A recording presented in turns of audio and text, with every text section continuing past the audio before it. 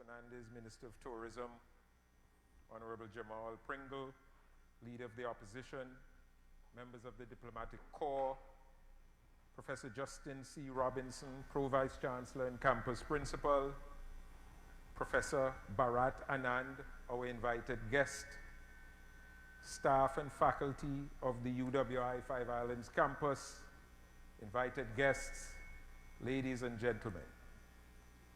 Good evening.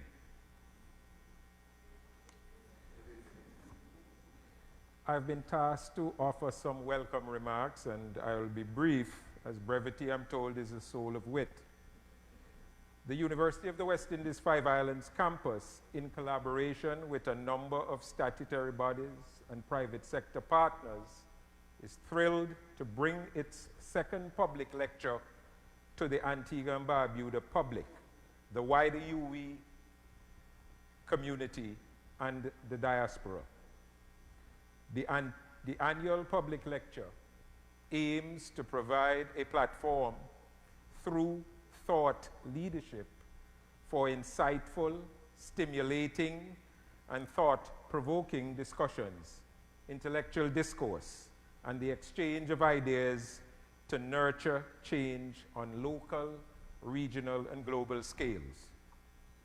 Professor Bharat Anand, the Henry R. Byers Professor of Business Administration and Vice Provost for Advances in Learning at Harvard University, is our distinguished lecturer tonight. He's an expert in digital strategy, digital marketing, and corporate strategy, and indeed, this second public lecture, entitled Digital Transformation from Commerce to Learning, promises to be enlightening, enriching, and is expected to be a scholarly treat that will appeal to academics, policymakers, private sector partners, and indeed the wider community. Let me welcome you all to this, our second public lecture at the Five Islands campus, and invite our new principal and Pro-Vice Chancellor, Professor Justin Robinson, to offer a few remarks. Professor Robinson.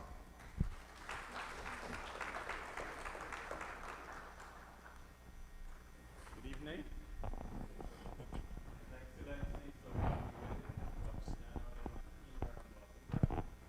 Honorable Charles Anand, Minister of Tourism,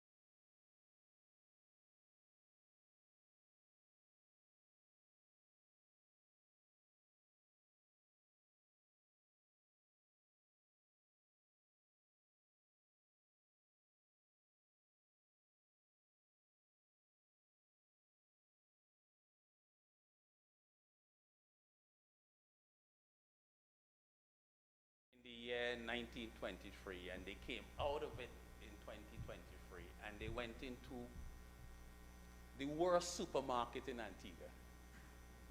They would probably be completely shocked by the variety of goods and services in one place, the amount of cars, etc., etc.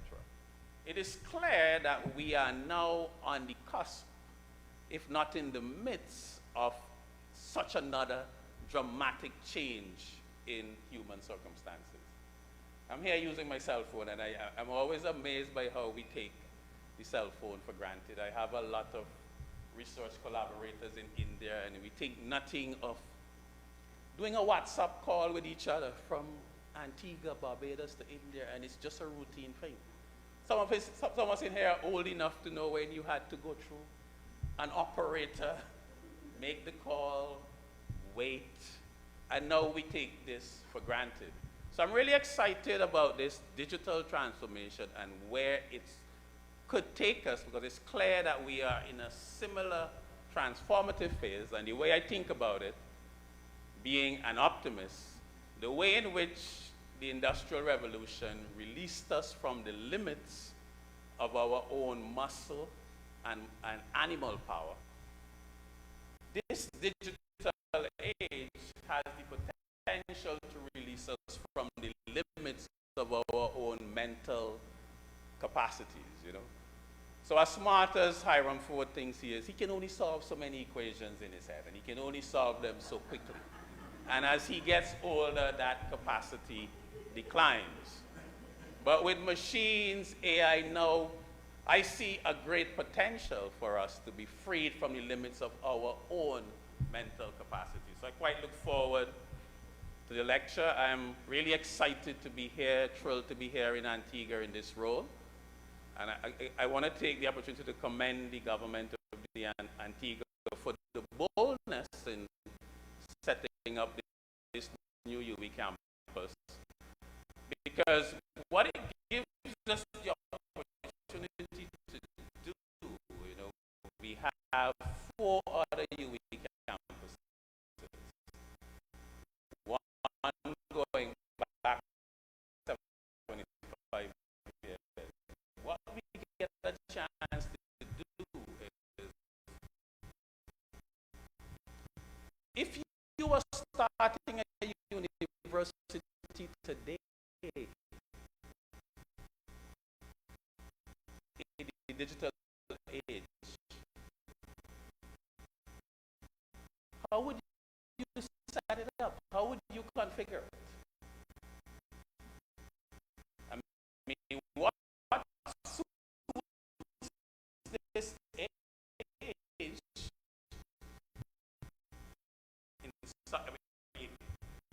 The old model might work, it might not, but we have a chance to really envisage a system of teaching, learning, research that fits this digital age, that is really not bound by the 75 years of tradition. So I look forward to the lecture. Thank you.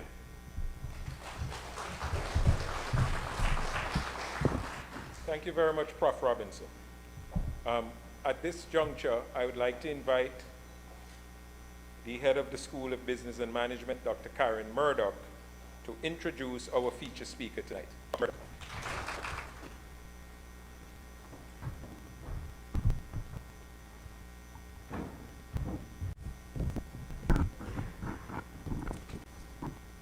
Mr. Chairman, allow me to adopt the established protocol. Ladies and gentlemen, good evening. Our speaker tonight is Professor Bharat N, who is the Vice Provost for Advances in Learning at Harvard University, and the Henry R. Byers Professor of Business Administration at Harvard Business School, has received acclaim for its perspective on strategy and digital transformation. It was named as one of Fast Company's top 10 business books of 2016 and Bloomberg's best books of 2017, and by Walmart CEO Doug McMillon as his favorite book of the year.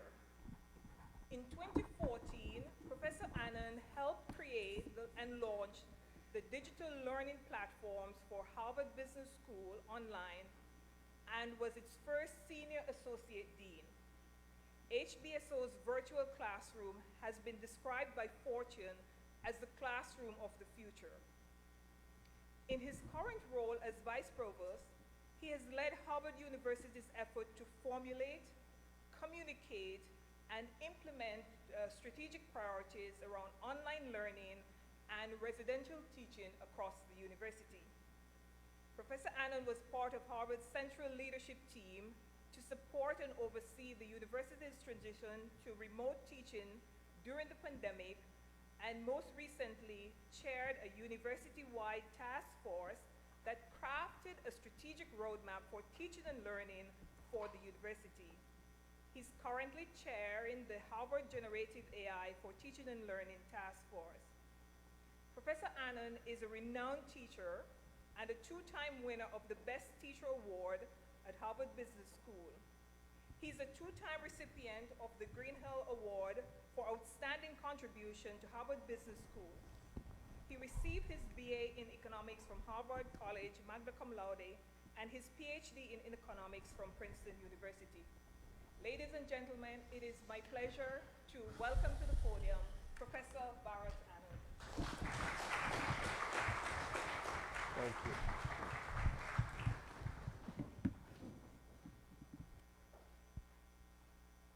All right. Can you hear me okay? Yeah. His Excellency Sir Rodney Williams, Governor General of Antigua and Barbuda, the Honorable Charles Fernandez, Minister of Tourism, the Honorable Jamal Pringle, Leader of the Opposition, members of the Diplomatic Corps, Professor Justin Robinson, Pro-Vice Chancellor and Campus Principal, staff and faculty of the UWI Five Islands campus, invited guests, ladies and gentlemen, good evening. It is an honor and a privilege to deliver the second public lecture here. Thank you for giving me that honor. I'm looking forward to sharing some thoughts and learnings about digital transformation, as Professor Robinson was describing it. And this is a topic or a set of topics I've been engaged in for the last 30 years. Actually 40, and I'll come back to that in a second. What I thought we might do is I'll break up this talk into 3 parts. The overriding theme is what are the key lessons we have learned from digital transformation, which by the way now has been impacting us for 30 years. In different sectors, we think about this as just a recent impact, but the impact really started in what we might call the content industries. Newspapers, music, books, TV, those were the first industries in the economy to be hit. What I'd like to do is use examples from those industries to offer some thoughts about what are the more general implications for how we think about digital transformation, digital change, digital strategy in other businesses, retail, advertising, banking, and finally education, where I have been personally involved for the last 11 years in Harvard's efforts. One thing I will say is every single lesson we have learned, every single idea that we came up with at the university was informed directly by examples of what was happening elsewhere. And I say that because it's very tempting, depending on which business or organization or sector you are, to think that our challenges are so unique. Even the language we use is unique. But when we think about these kinds of technologies, the implications are in fact quite general. And so that's a theme I want to keep coming back to.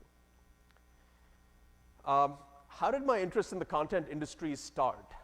As I said, it sort of started 40 years ago. And I think its roots can be traced to Antigua.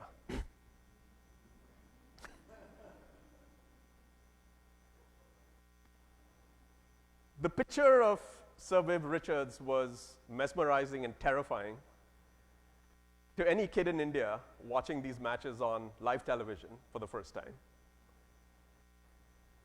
Those are, in fact, some of the events which really became the defining moments when we would watch television. A lot of these stories were covered in the newspapers. I apologize for that particular headline. It just happens to be a coincidental story I picked up from 1983. Around the time I was just about finishing high school, entering college, I left India when I was 16, went to the school in Italy, and that's a long story. And there got introduced to music beyond Bollywood, to reggae, Jimmy Page, my favorite musician in the world, and so on. This is where my passion was. And so once I finished my PhD and I start really looking at research projects, this is when the internet was hitting. It just so happened that these were the industries being hit first.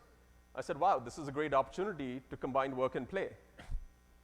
It turns out these universities were the canaries in the digital coal mine. Pretty much everything we've seen elsewhere has arisen from what was happening there. And that's the story I want to actually walk you through. And I have to say it was a personal delight passing this yesterday. My only regret is that he's not here today. All right. Generative AI. Let me start there, but then sort of weave the story backwards. These are some headlines from what we have heard recently. ChatGPT could disrupt 19% of US jobs, is yours on the list. And at the same time, we see headlines like this: reasons why ChatGPT is not a disruptive technology. We see a whole bunch of headlines about how it might impact particular industries. This is just about marketing. These predictions are all over the place, all over the place. In fact, it reminds me of the predictions we had when the internet first came along, which was 1994. What was supposed to happen with the internet? If you just look at the content industries or television in particular, there was the promise of hyper-targeting of video content. To those who wanted particular pieces of content, we could deliver that to them. Near perfect matching is what we thought would result. The end of television advertising because you could skip TV ads, and that, I'll come back to that. And much better measurement because of big data. It turns out most of those predictions were wrong.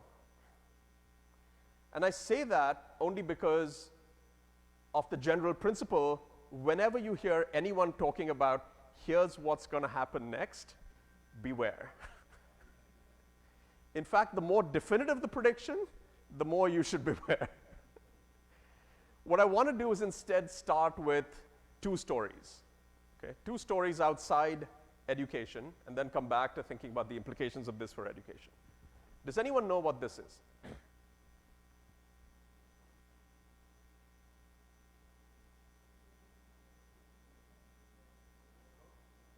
This is, it's a warehouse in a newspaper printing facility. That's newsprint. That's just paper. Okay, reams and reams of paper. This particular photo was from a plant in South Africa, in Johannesburg. I went up to the plant manager and I said, what is this room going to look like 10 years from now? I thought I would get a rousing defense of print. Instead, he walks up to me and whispers in my ear. He said, Bharat, I get all my news on the iPad. I'm like, oh, come on. Like, of all people, I thought you were going to defend print. If we think about, this was the first industry, the very first industry hit by the internet. If you ask the question, what are the reasons why the internet was so threatening for newspapers? Here's the list of reasons. There's real-time updating of news with digital technology. It's much easier to search.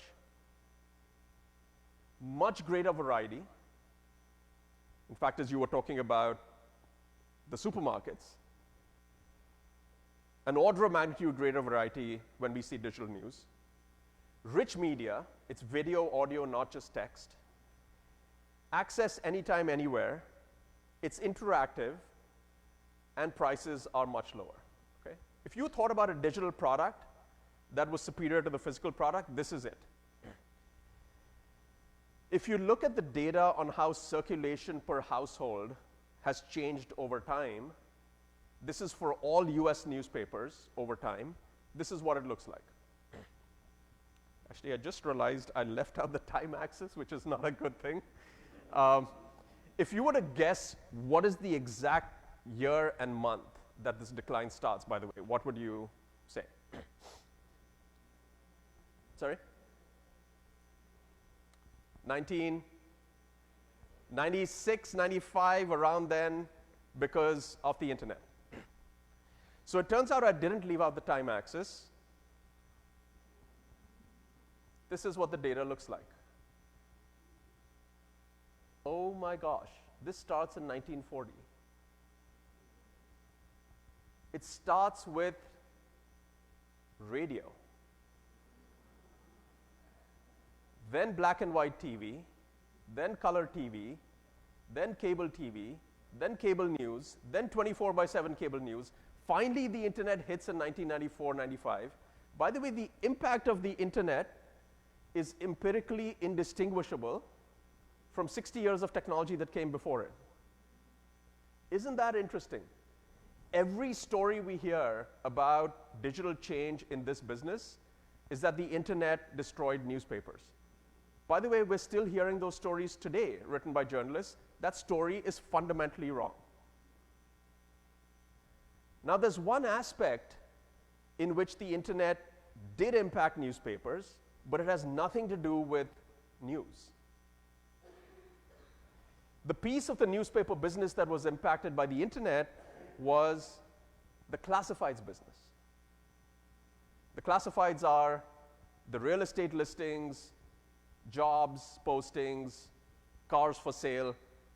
Those classifieds accounted for 50% of the revenue for most newspapers and more than half the profits. It had nothing to do with news. This data shows what happened to circulation revenue versus classifieds revenue for US newspapers. Circulation revenue is the dark red line.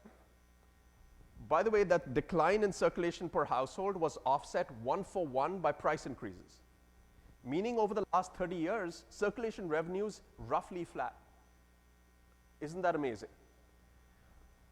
The dark blue line is retail advertising, those big ads you see in the newspapers. That's fallen by about 30%. Classifieds revenue, I don't know if you can see this back there, is the light blue line. That drops by 90% with the internet. 90%. That basically disappeared. Okay. Why is this interesting? Well, it actually throws out a different puzzle, which is online classifieds were better than print classifieds because there was real-time updating, it was easier to search, greater variety, rich media, more or less free, and so on. The same attributes that we talked about digital news affect digital classifieds. And yet the puzzle is, why is it then, despite the same digital attributes, news only declines slowly away from print, whereas classifieds falls off a cliff? I think there's lessons here for digital change much more broadly. In fact, I would argue this is a metaphor for pretty much everything that's happening in the broader economy. So let me spend a couple minutes on this. And then if you ignore the rest of the talk, it's okay. Okay? Okay, news. What is news? We produce news in a newsroom, in a newspaper. Let's call it the hub of the organization. We distribute it to readers who are, let's call them, in the spokes of the organization. So it's hub to spoke. When digital comes along, the big benefit we all thought was that we can now take that same production process and reach many more spokes. It was all about low-cost distribution, high reach, and scale. In fact, I would argue 90% of organizations and managers still think in that way about the internet. And that misses the most interesting part of the internet. We had scale and low-cost distribution with TV and radio.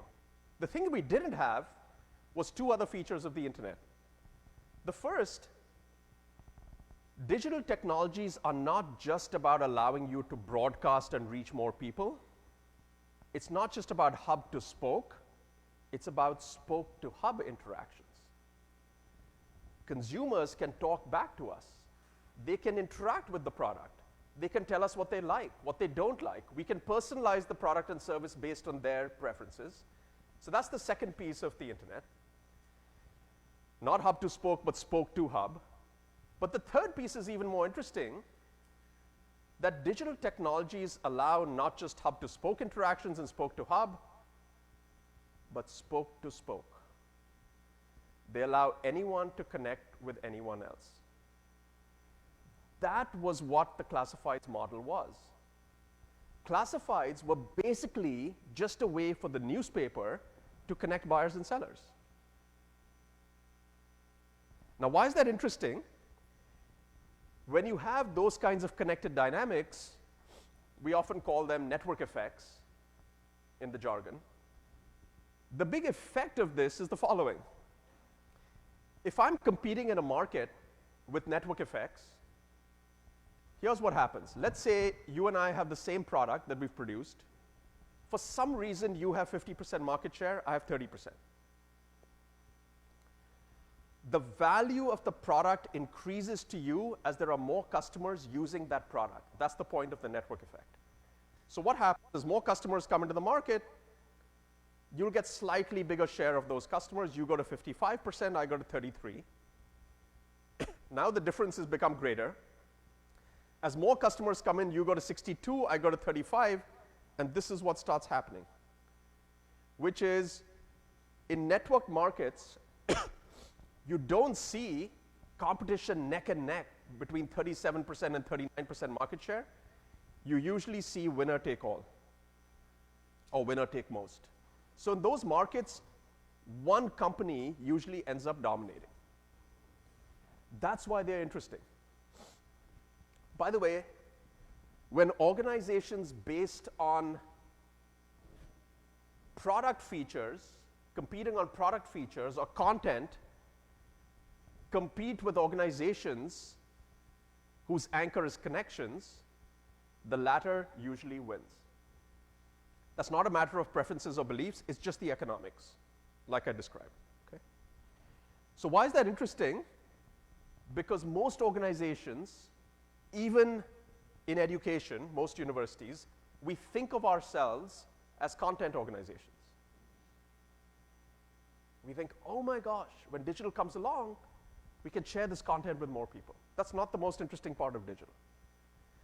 So this is the first lesson I would love for you to think about, which is the big benefit of the internet was not greater reach and scale, it was greater interactivity and connectedness. It seems so obvious when I say that, but when you think about companies that really take advantage of those features in designing products and services, it's a much smaller number.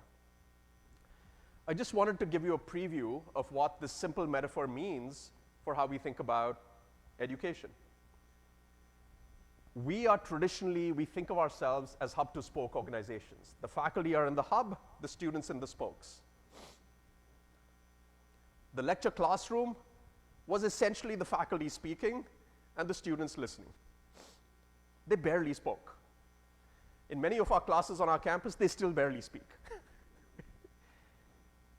When we go to digital, there's a big temptation to reproduce that model and reach more people, as opposed to taking advantage of the fact that, oh, it's now much easier to get students to talk back to us using digital technologies, and I'll give you many examples of that, or even easier to get students to connect with each other using these technologies. That's the piece that really is the big opportunity for us. Okay, so I just wanted to connect the dots before coming back to this later on. By the way, I've just summarized the 330-page book in about 10 minutes. Okay. All right, so moving on. You may not be able to read this, so I'll just read it for you. I'll keep throwing out these reflections as we move along. The real power of digital is not greater reach, but interactivity and connectedness. By the way, the best digital marketing strategy is to spend no money on marketing. If I create a product that has strong network, I win. Think about how much money Meta or Microsoft spend on marketing. Like almost nothing. The best quality product need not win in digital markets. Remember, I said if you have 95% market share and I have 5%, let's say I come up with a better product, nothing happens. I've got to move the entire network from you to me. That's a coordination problem.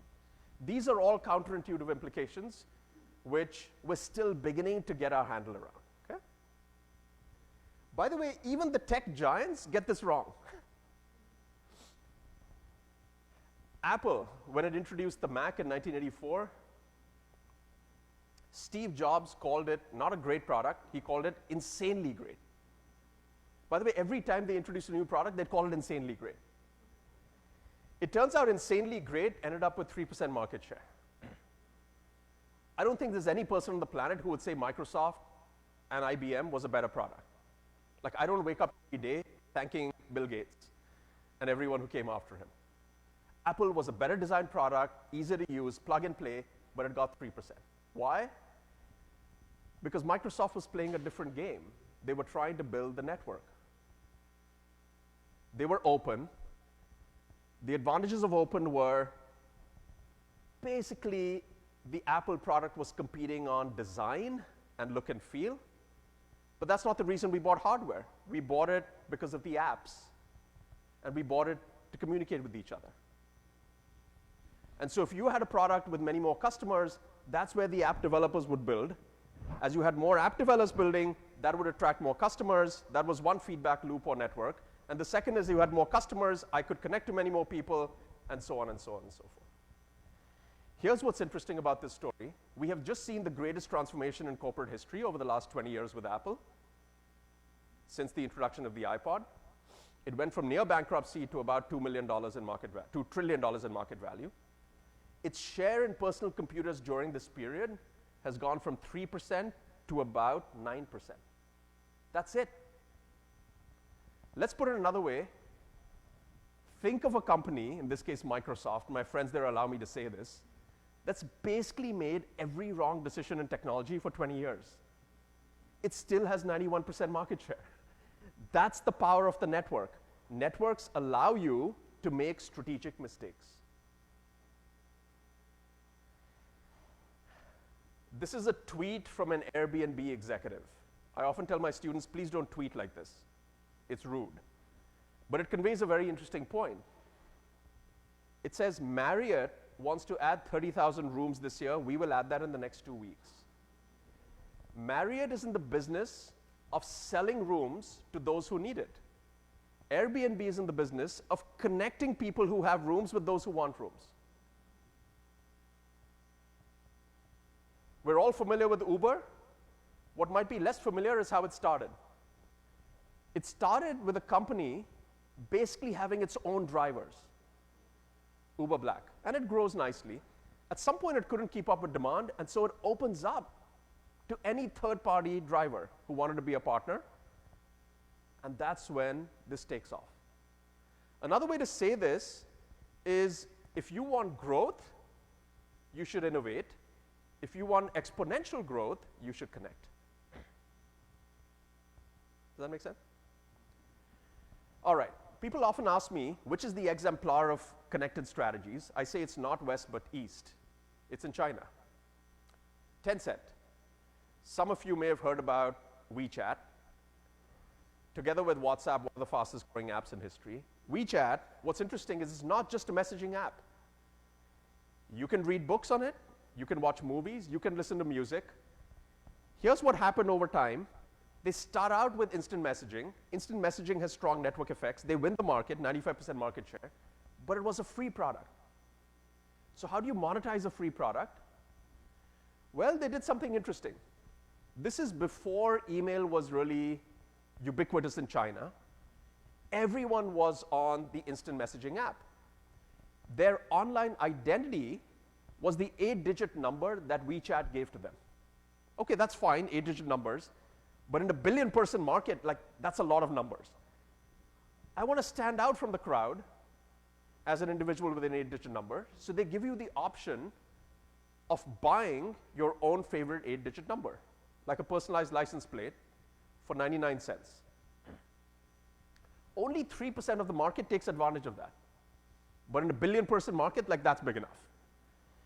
They then go on, and this is before broadband, so we couldn't upload pictures of ourselves. So they said, look, your online identity, if you want a visual, pick any one of 500 emojis. That's your online identity. Okay, so you're happy, that's great, except those 500 emojis are shared across 1 billion people.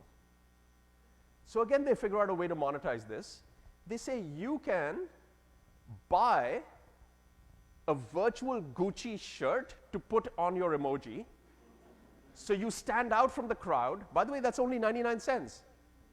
Again, only 3% of the market takes advantage of it. That's a huge amount of money in that market. This is how they start monetizing. By the way, this was 10 years before NFTs and the metaverse. This was NFTs in the 2D world. They got even smarter after a while. Instead of selling you that virtual Gucci shirt, they started renting it to you every month. So they converted basically what was a transaction into an annuity. They go from there to multiplayer games, social networks, and finally WeChat. And as I said, WeChat you're using for everything now. One of the most interesting applications was when they thought about the virtual red envelope. For anyone who's visited China, people give gifts to each other during the major holidays, Chinese New Year, and so on, in a red envelope. They give you cash. So they said, you can send a virtual envelope through WeChat to someone. I send it to Justin. He opens the virtual red envelope, and there's cash that's transferred from me to him. You can see the network effects. Their share in mobile e-commerce went from 19% to 30% within 3 months. This is how they think. All right, coming back to news, you might be wondering, is there any newspaper that recognized this classifieds problem? And the answer is yes. There were a few. There's one in particular in Norway that really got my attention. It's a company called Schibsted. They saw this problem early on. They jump into classifieds online, and they win classifieds in Norway. Their market share in real estate today is 95% online.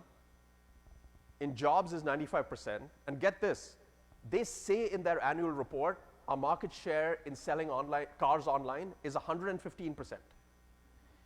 So when I read this, I went to them and I said, I know you guys are smart. You're not that smart. Market shares have to add up to 100%. They said, no, it's 115%. Why do you think they were saying that?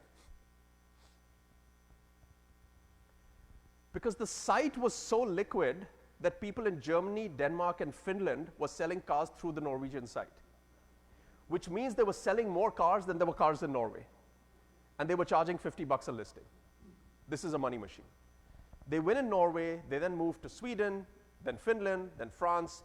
Today they're globally #1 in classifieds. That accounts for 85% of their market share. By the way, it raises an interesting question, and I'm going to come back to this. If you're a newspaper company, what business are you really in? Is it news or classifieds? I'll tell you what, just keep that on the side. I'm going to come back to that. Okay?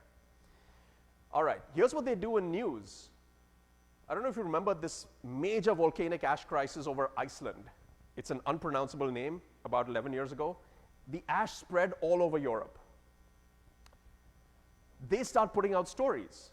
What are the stories they put out? Oh, the weather patterns. When is this thing going to move over?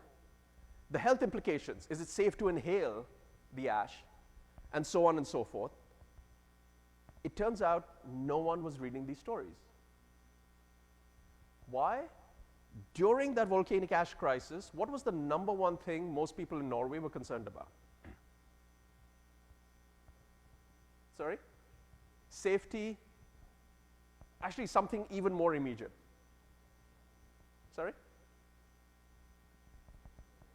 It was travel. So all airlines were canceled. So people were stuck in different cities in Norway, and they're asking, how do I get from point A to point B?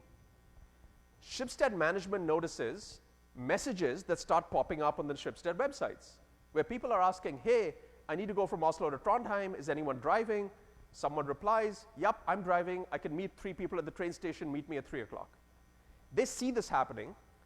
They go to their IT team, and they build an app called Hitchhiker Central within 7 hours, whose only function was to allow people to share information on rides with each other.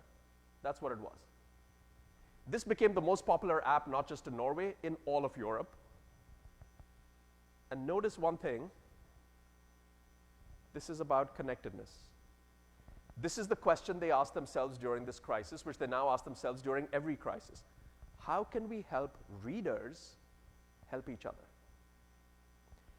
So if there's one thing I'd love for you to take away from this first part of the story, it's create to connect, regardless of which business you're in, okay? Everyone good so far? All right, my second story is about music. This makes newspapers look like a growing industry. This was the decline in CD sales starting in 2000. What caused this decline? What was the triggering event? Napster. File sharing comes along, piracy, and basically that was the end of CDs. Oh, that's the story we were told.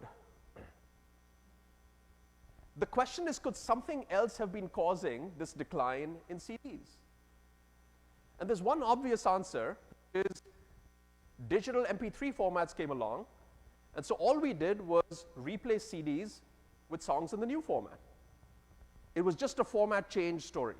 By the way, if the format change story were true, there's a way to test this, because there have been previous periods of format change within the industry, from vinyl to cassette, from cassette to CD.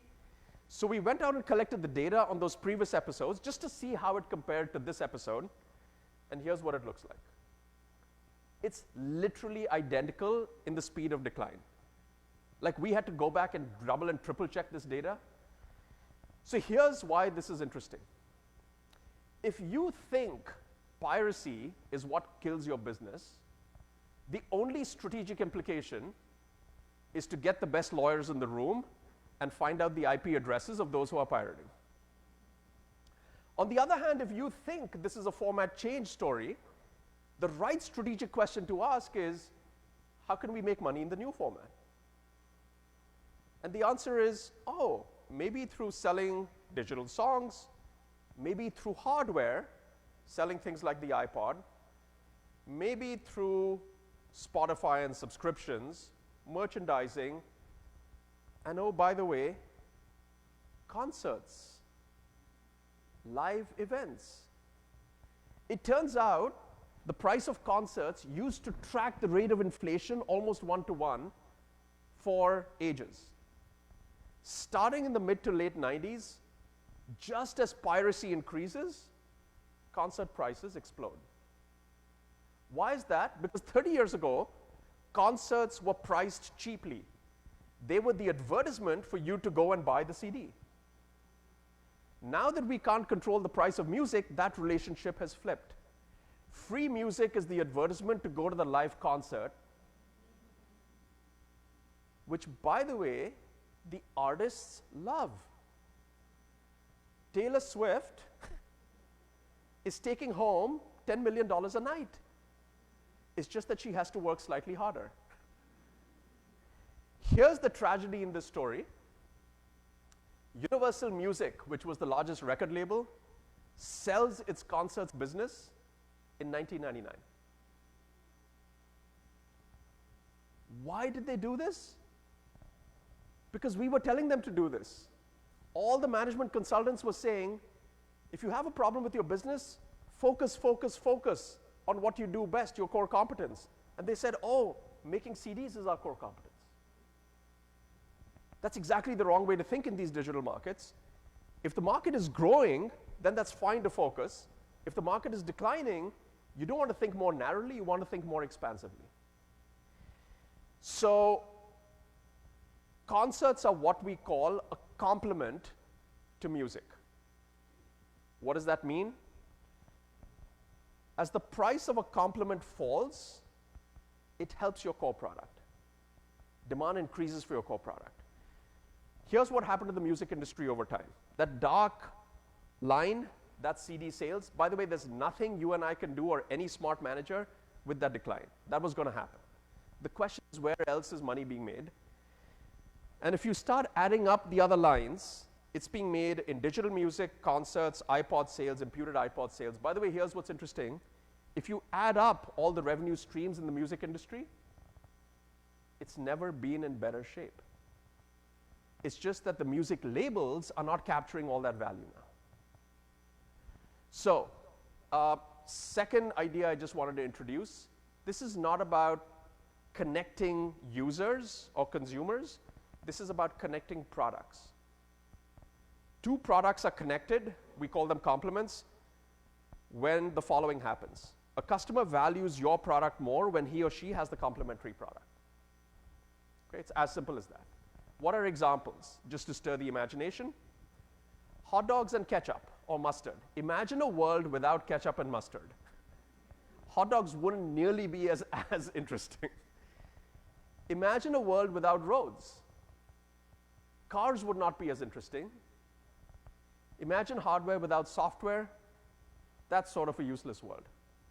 If you're a company or a business or a government agency, you want to think about not just what product and service I provide, but what complements I provide. Here's what's interesting. General Motors, Prestolite headlights, Goodyear tires, 5 companies that used to make components of a car, got together 100 years ago, and they started building roads to connect small towns in America. They said, if we can collaborate on building roads, it helps all of us. That's what triggered an increase in driving, and that's when the federal government steps in and builds the highway system. It came from private initiative. Okay, to stir the imagination a little more, imagine a company that makes car tires telling us where the best gourmet restaurants are. Right? When Michelin executives came up with this idea, they should have been fired. There is no core competence here. Why were they doing this? Because they were telling people in Paris about those great restaurants in the south of France. Oh, you've got to get there. You've got to drive. That's complements thinking. We all know what's happening with movie theaters. In the US, theater attendance is declining. So what are theaters doing? They're offering bigger seats, better seats, more popcorn, food in the chairs, HD, 3D, so on and so forth. Those are all complements. But there's one interesting complement that's even better than all of them. Think about our movie-going attendance. We go to the movies, we get married, we still go to the movies, and then at some point we completely stop going to the movies when we have kids. Why? Because it's hard to find babysitting. It turns out these theaters started offering babysitting services right next door. In some cases, contracting with third parties. By the way, they offered market prices for babysitting, double the price of movie going, and they were completely sold out. That's complements thinking. Okay? So, why is this interesting? We often think in business, in everything we do, in terms of competition. Everything is framed in terms of competition. And oh, by the way, competition or substitutes represent threats to our business. Well, complements represent opportunities. That's something good you can do to increase demand for your business or product or service. As digital grows, the physical experiences are becoming more important, not less important. And complements really force you to ask the question that I asked earlier, which is, what business are you really in? Okay. Are you in the CD business or the concerts business? This is sort of a simple kitchen napkin diagram of what's happening in general in the tech content spaces and pretty much all of commerce. Imagine you're a content company located in the center. That world suddenly got a whole lot tougher. And by the way, I'm using content as a synonym for product in general. Why is that? We all thought we were competing with each other in that center circle. It turns out there's a much more insidious problem. Apple makes still today 90% of its value in hardware. If I make money in hardware, I want the complements to be cheap. I want content to be super cheap. That was the iPod strategy, where they basically gave away music for almost nothing so they could make money on the hardware. So they want that center circle to be widely available and cheap. Microsoft still makes most of its money on software and cloud services. They want hardware and content to be cheap, which is why they love competition between the OEMs. Meta and Google make most of their money on advertising, so they want content, hardware, and software to be cheap. That's the Android strategy. And if I'm Amazon, I actually don't care if I give away everything else on that, as long as you come into my e-store and buy that expensive refrigerator. And that's basically the Kindle strategy. They lose money on the Kindle, they don't make much money on the content or the hardware or anything else. In other words, all these tech giants have one thing in common. They want the stuff in that center circle to be widely available and cheap. So if you ever heard this phrase, content is king, by the way, that was never true. Differentiated content was king. But even if you believe that differentiated content is king, what I would suggest is the following. The total amount of value created in the outer circle over the last 15 years, about $6 trillion. Meaning, if you think content is king, complements are King Kong. Okay, that was a bad joke, just to wake you up. Complements versus substitutes, I just want to give you one more example and then turn to education. Here's what's interesting. Every time a new technology comes along, Justin, you were referring to this, we look at it and we react with fear. We say, this is a threat to our existing business.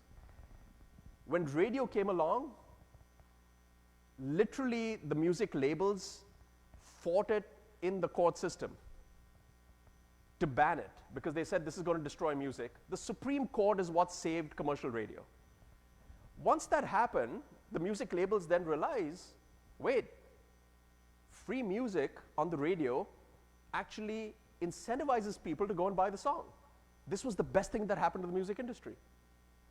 Same thing with MTV and music, VCR and movies, digital video recorders. If you remember when they first came out, TiVo, Replay 20 years ago, everyone thought this is the end of television advertising. Why? Because we could skip ads.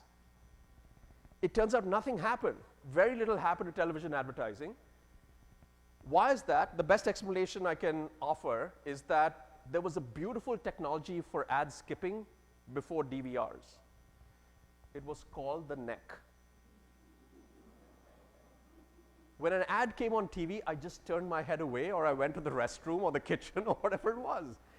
Just because there's a technology now for ad skipping doesn't mean it never occurred. By the way, here's what's interesting about this chart. Every single time, we think the new technology is going to substitute for our existing business. And in every one of these cases, it turns out to be a complement. In other words, how do we think about making sure that these are complementary as opposed to substitutive? That's the question I think we should be asking. All right.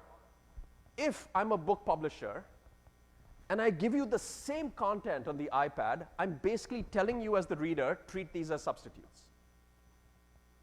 Now the question is, how can I make them complements? So here's an example. Sorry, I had to put this up at some point in the talk. This is Tom Brady, for those of you who don't know, who was the quarterback of the New England Patriots. If you're thinking about live sports, American football in this case, they were worried that if you offer live sports through the mobile phone and streaming, this is going to stop people watching television. For 20 years, they basically were fighting this tooth and nail. Why? Because they were saying this is a substitute. So the question is, can you think about a digital product that's a complement to live TV? And once I tell you, it's going to be super obvious. Has anyone played fantasy sports? A little bit? Fantasy cricket, maybe? Yep? No? Great. Excellent. Soccer. Football. So what are fantasy sports? They basically are like digitally enabled competitions between friends. I construct my team. It's a fantasy team. The score I get for the fantasy team is based on the performance of each individual player in the actual games on Sunday. Oh, here's what's interesting. So now if I'm playing my fantasy game, I'm not just tracking one team, I'm tracking all the teams from which I'm drawing my players. I'm watching my local team, I'm watching non-local teams, I'm watching blowouts, I'm watching crappy teams, I'm watching everything. Once fantasy sports came along, live TV sports watching exploded. And by the way, the NFL had nothing to do with this. It was ESPN and Yahoo. Here's the question. So when you're creating a product that could be a complement to your physical or analog product, the simple question I want you to ask is, what's your fantasy? Okay. Here's what's interesting about all the companies on this chart. None of them are in the content creation business. They're all in the business of connecting and creating community. And so to put it all together, if you missed basically everything I've said, this is the one line to think about. Don't just think about creating when it comes to digital, think about connecting. The traditional mindset has always been about let's create best quality product, let's have continuous innovation, agile, let's increase reach and distribution, let's look at what others are doing and copy what they're doing, and think in terms of individual initiatives. Hopefully, if you just take seriously what I've said for the last half an hour or 40 minutes, every one of those recommendations sort of flips. And that's part of what I call the content trap. Okay? All right. What does this mean? I just want to spend the next 15 minutes talking about the implications for education, and I'll just start with generative AI. What does this mean for developing a strategy for generative AI? You can be reactive, or you can be proactive. Today, I would argue 99% of us are reactive. We're just trying to understand what the heck is this technology. We're playing with it, we're figuring out things, we're adopting it, but we're basically playing defense. And we're using it to optimize existing workflows or things we do today already in our existing organization. I would suggest that one way to think about strategically is to start playing offense. Is to start not just saying what can we do that overlays on our existing activities, but how can we reimagine completely what we're offering? And for that, you might need a new organizational unit in your organizations. It'll be really hard to do with existing routines, processes, habits, and people. All right, education. So 11 years ago, online education really hits higher education. And there were a couple phases we all went through. So I'm sitting at Harvard Business School. Harvard University launches edX, the major online platform, with MIT. By the way, it was the fastest time we've collaborated within 6 months because it was all about fear, okay? We saw faculty leaving Stanford, offering courses online, and we said, whose intellectual property is this? So the idea was very simple. Let's offer massive open online courses, meaning online courses that can reach, that can scale hundreds of thousands of people, and basically for free. That's a pretty compelling proposition if you think about it, right? Let's take quality content from the best universities, offer it for close to free, problem solved. Here's what happened. edX reached 35 million learners over the last decade. More than 150 universities contributed content. Over 3,000 courses sitting on the edX platform, roughly free. That's the good news. The not so good news is completion rates for those who started a course. 5% is being generous, by the way. It was of the order of 1 to 2%. Why is that when we're offering quality content for free? And the reason was we optimized for scale and never thought about engagement or support. The experience of watching a lecture in the physical classroom is bad enough. Watching it online, it's torture. I cannot get through like 5 minutes of this. Here's the problem. By the way, there's a fabulous book by an MIT colleague, Justin Reich, who recounts this whole decade, and the book is called Failure to Disrupt. Why didn't this disrupt what was happening in education? The MOOC era, I would argue, was a direct manifestation of the content trap. They were thinking content and scale, not about interactivity and connectedness. So we're sitting at Harvard Business School, and here was the key question. If we're going to go online, how do we do this? Well, the quickest way to go online is to simply record our discussions and stream them online. Very easy to do. We can reach large numbers. What does that allow us to get? Scale. What does it compromise? Engagement. Because the online learner is not actively participating in the discussion. The other way to do it is to say, I'm actually going to offer digitally, through Zoom-like platforms, classes where I can lead a discussion directly with the learners of like 30 to 50 people. That gets me high engagement, but what does it compromise? Scale. This is the tension that's fundamental, not just to the problem we were facing. I would argue this is the defining opportunity and the greatest challenge for democratizing education, is how do you get engagement at scale? All right, here's how we think about this traditionally. If there's engagement on one axis, scale on the other, the residential model, when done well, gets you high engagement, it doesn't scale. There's limits to the physical campus, the classroom capacity, the number of faculty we can hire, and so on and so forth. The digital model gets you scale, but it clearly seemed to compromise engagement. And we all thought there's a deep trade-off between these two. What I want to argue is this trade-off can be broken. Here's what we started thinking about 10 years ago.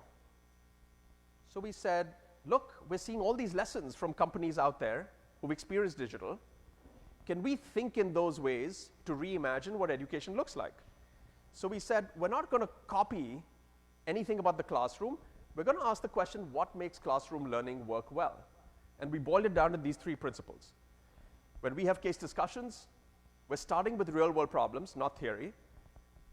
Students are actively involved in the discussion. They're not passive. And they're learning from each other. Those are the three principles. So we said, let's take those principles and now reimagine how they would express themselves online. So here's what happened. 3 months into the project, we started building a platform offering 3 courses, good content, if I may say so. I was one of them. Great platform. And then I noticed that I had 3 students working with me, MBA students, who had been saying something to us for 3 months and we hadn't been listening to that. They kept saying, Professor Anand, we don't just learn from the faculty in the classroom. We learn from each other, in the study groups, in the gym corridors, in the lunch conversations. They were basically talking about peer-to-peer learning. By the way, we had articulated that as a principle, and yet when it came to building the platform, we were falling into the same trap that I'm writing this book about. This is how darn challenging this is. We think about scale and taking what we do and just broadcasting to everyone as opposed to reimagining the product. It was a very sobering moment for me, as you can imagine. But we pivoted the entire project and started really thinking, how can we engage at scale? Here's a few things we did. First page of the platform, you don't see any content. You just see a global map. There's pulsating bubbles, people in different towns across the world. You can click on a bubble, you see who's in that town, you can message them, start connecting with them. On the first day we launched the platform, 300 people logged in. At the end of that first day, there were 14,000 profile views. It turns out all they want to do is check each other out. The content can come later. By the way, it's very sobering and humbling for us. And I just realized with gratitude and honor that a few of my core students are in this room. So that's how we started. The second thing we said is, oh, can we do something better than the physical product? We have these things called Harvard Business School cases. They are like 10-page text-based documents. We said, oh, digitally, we could have videos. It doesn't need to be just text. Suddenly the case comes to life. We started thinking about interesting ways to explain these problems, as opposed to asking why are fixed costs relevant to managers. Start with a problem like, why were book publishers threatened by the launch of the Kindle? And through that problem, you start realizing why are fixed costs relevant to managers. We allowed for simple things where if you're trying to play with a concept, just allow students to use a slider to start playing with this exercise interactively so they get a first-hand experience. We said no videos longer than 3 minutes. We came up with the 3-minute rule. Every video has got to be 3 to 5 minutes long. Every 3 to 5 minutes, you've got to be doing something on the platform. There's nothing passive. For example, answering a poll. Once you answer the poll, you see other people's responses, and then you can start interacting with them. Here's where the biggest challenge was. We said this is going to be entirely asynchronous, but we wanted to be high engagement.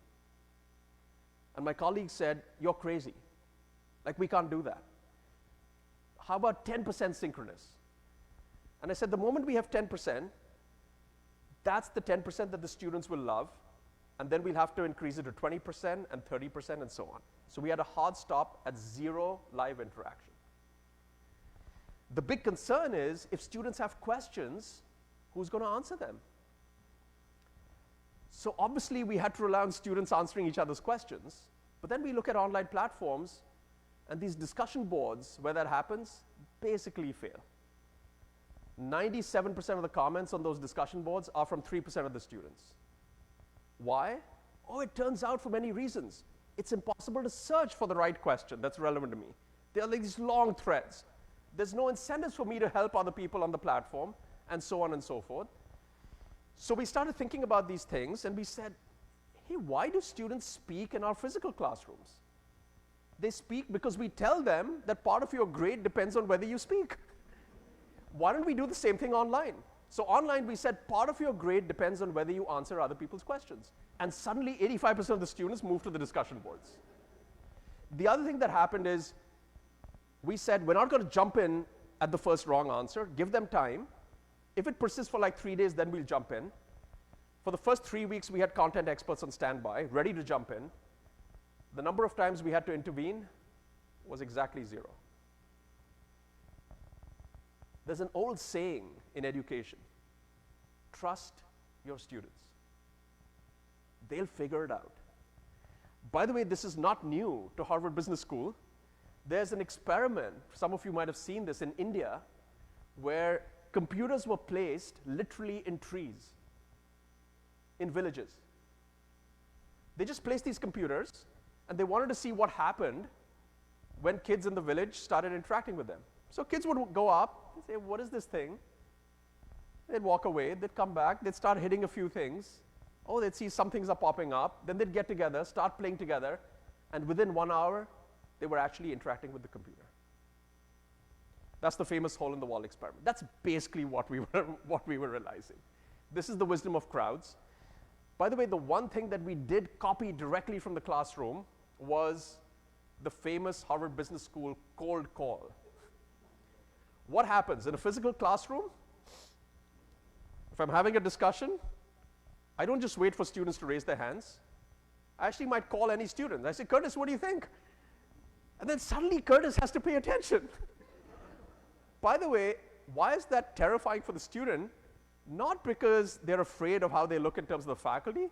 They're afraid of how they look in terms of their peers. So we had something called the online cold call. You're going through the course, suddenly at random a pop-up appears. It says, Curtis, you've been cold called. There's a time clock ticking in the corner, 2 minutes or less, 30 words or less, and your answer is visible to the entire cohort with your profile picture. Just a way of making this a little more interesting. By the way, the first time our students saw this, they were terrified. After a while, they get used to it. Here's what's interesting about the online cold call. When I call Curtis in the physical classroom, I can't call anyone else while I'm speaking to Curtis. Right? I've got to wait till Curtis finishes, and then I turn to the next person and I say, what do you think? Online, I can cold call 30% of the class at the same time because it's simultaneous multi-person interaction. Oh, you suddenly start realizing digital in certain respects may actually be better than physical. And those were the ideas we started generating. This was the geography of conversations that happened worldwide. By the way, with digital, you can also get data on exactly what students are doing. So when you ask the question, when are students spending most of their time on the online platform, what do you think the answer is? Which day of the week or time of day? Sorry? Weekends. That's the good guess. It turns out to be Wednesday evening, Thursday morning. Wait, what? Why is that? There's a simple reason for that, which is Thursday at noon was the module deadline. This is called procrastination, and we can now measure it. By the way, one of the things we did was then correlate for every student the degree of procrastination for that student with their grade in the course. There was almost a one-to-one correlation. The more they procrastinated, the worse their grade. So we show them this data, and now their behavior starts changing. Learning outcomes. By the way, this is with completely asynchronous learning online. After 12 weeks, we give them a final exam. The question is there a difference between those who already had prior knowledge of the subject versus those who didn't? We found there was a difference, and it was about 3 percentage points. That's it. So this is in 12 weeks. You won't be able to read this. I'll just read it for you. This is an email. We sort of get these emails often. This is an email I got 2 years ago. Person who said, I'm a professional opera singer. This is during COVID. She said, I was unable to perform. I didn't know what to do. I came across your online courses. I said, okay, let me take it. What ensued was simply the most remarkable educational experience of my life. And by the way, this person has 3 degrees. She's been to TED, Davos, Aspen, and she says this. But the most interesting part to me was the last paragraph. She said, another surprise came in the form of the community I gained through my core experience. Much to my surprise, despite never meeting in person, we forged strong bonds of support. And then she concludes, I would say that of all the social circles I'm privileged to be a part of, these are amongst my most reliable and closest friendships. Okay, so I'm like intrigued. So I write back to her. I say, can we chat? She said, sure. So I asked her, I'm like, what happened here? She played back to me literally. She said, every feature on the platform, this is what behavior changes was inducing amongst us. This is how you build relationships and so on. That was great. But then she said, you made one mistake. And I said, what? She said, you triggered these relationships between us, but once the course was over, you kicked us off the platform. Oh my gosh, like something as simple as that. How silly were we? So she said, you created an army, but you've still to activate it. What I did subsequently was natural, which is I hired her to help us design the social elements of the next learning platform. And she worked with me for several months. She's still working part-time. Earlier this year, she had to leave because she was appointed as the first cultural ambassador for the arts and humanities by the Biden administration. And she said everything she has done was a direct experience of this completely asynchronous learning experience that she took. All right, this is another synchronous classroom that we built, partly again to think about digital at scale. And over time, one of the things we've realized is that curve I was talking about, there are now ways to break that trade-off. In other words, we can get engagement at scale. By the way, why is this interesting? It has huge implications for Professor Robinson's question. If you were designing a university in 2023, what should that university look like? How can we think of taking advantage of what's happening in the world with digital technologies, digital platforms, digital content, some of the best content from the world, and then blend it with a local experience that's meaningful and advantageous for that localness, not for digital content or classroom content. There's a huge opportunity, I think, in front of you, honestly. And I'm excited, frankly, to um, to, to, to hear about it and learn about it. All right, so the engagement versus scale trade-off can be relaxed, but it requires digital-first design thinking, and social capital is scalable outside the residential experience. One of the things that was interesting was initially we were just offering these courses to individuals. Then we started realizing, wait, a better way to do this is through partnerships with other universities. The law school's pre-matriculation program at Harvard, when they opened up their program during COVID for free to the rest of the country, they got 75% of law schools in the country to take this course.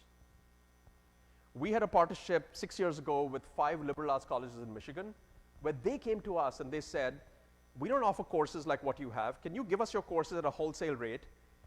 We will provide the faculty, we will, to wrap around it, we will provide the credit, the assessments, the grading, the mentoring, the support, the projects. That's a full experience, which is much better than your pure digital experience. By the way, the students loved it, the faculty loved it, the trustees loved it. The thing I will say has changed in my mind is we used to call it the last mile delivery. And then someone told me, that's the wrong phrase. It's the first mile. They are the ones interacting with the students. That's the first part of the mile. Then we can fill in the conduit and the channel to everything that we might offer. By the way, here's what was particularly interesting. 6 years ago, Harvard's introductory computer science course ended up being live streamed at Yale. At Yale. Like incredible, because they said we don't have an introductory computer science course of this quality, and we're completely open to also licensing a course from them.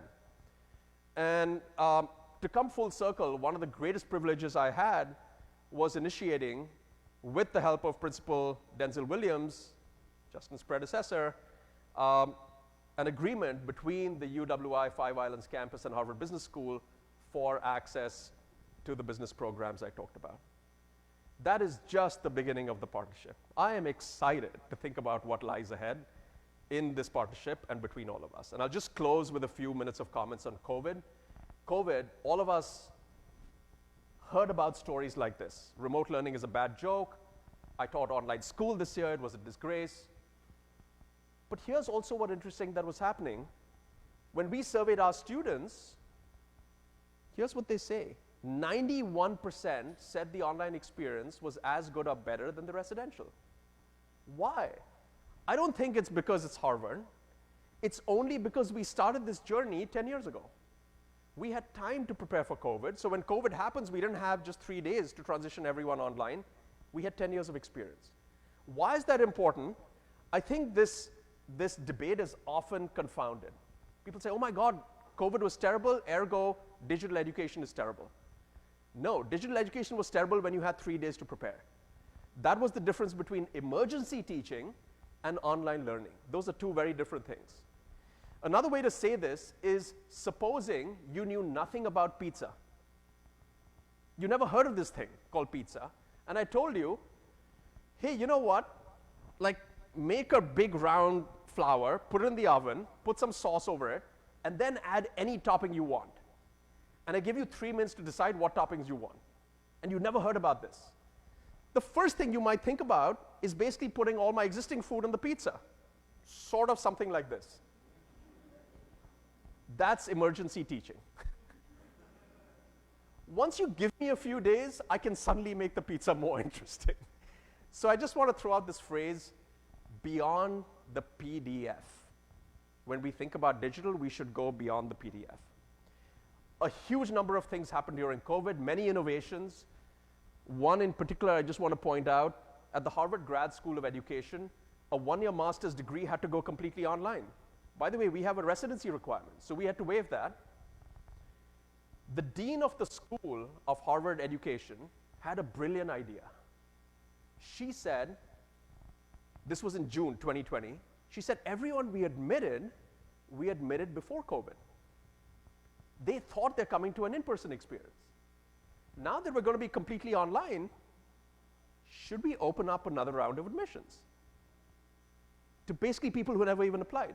And her colleague said, please don't do this, admissions takes 9 months. She said, let's give it 3 weeks. They open up admissions for 3 weeks. In 3 weeks, they got 3 times the number of applications they do in a regular year. Here's what was more interesting. Those online applicants were more diverse, more global, and more experienced. There were ministers of education applying for the 1-year online degree. Why? Because it's hard to take 1 year out of your job. As we often say, talent is everywhere, but opportunity is not.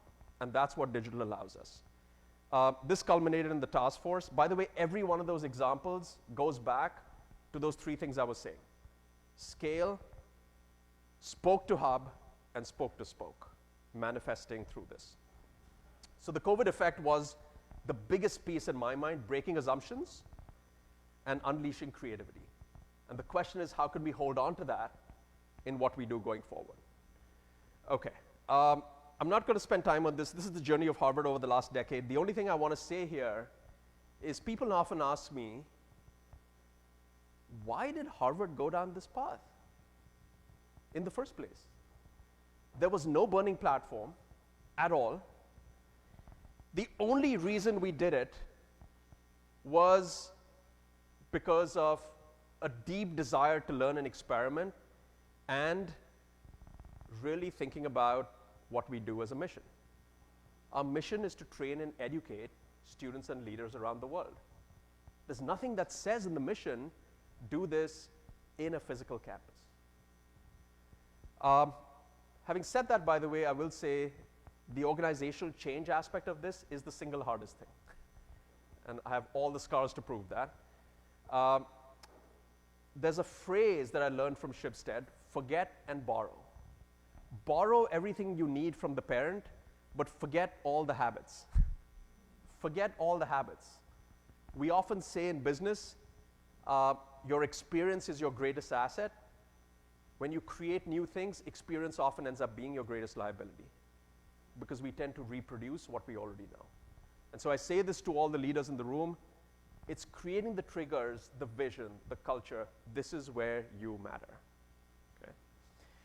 All right, platforms, I promised I would say something about this. The platform learning space is a total mess.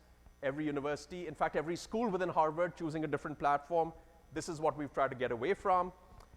And one of the things we're doing is now building a new platform for all the schools across Harvard. But because we're building it for all the schools, also building in a way that other universities can use. Why is this interesting? About a month and a half ago, we just announced the first partnership. This is with the United Negro College Fund. They're building a digital campus for 9 HBCUs. They came to us a year ago and they said, you know, you're 6 years ahead of the curve. Can we partner in terms of thinking about what we can learn from you, but also what you can learn from us? And it turns out they're thinking in ways that we hadn't even envisioned. So this is genuine two-way bidirectional flow.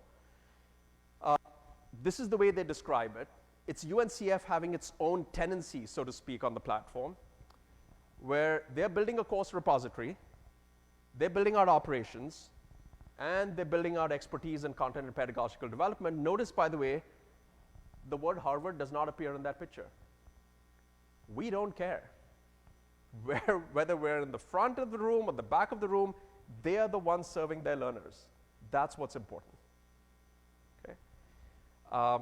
So I think we're moving to a world in education which used to be marketplaces. I would now call it multi-tenancies. Not last mile, but first mile partnership opportunities. Not retail, where we only look at students, but where we partner with other universities. And not a world where we think there's going to be a winner take all, but truly a win, win, win. I'll close just trying to tie these things together. The story of the digital journey for educational organizations, universities, starts with this. The first instinct was to reproduce that classroom digitally.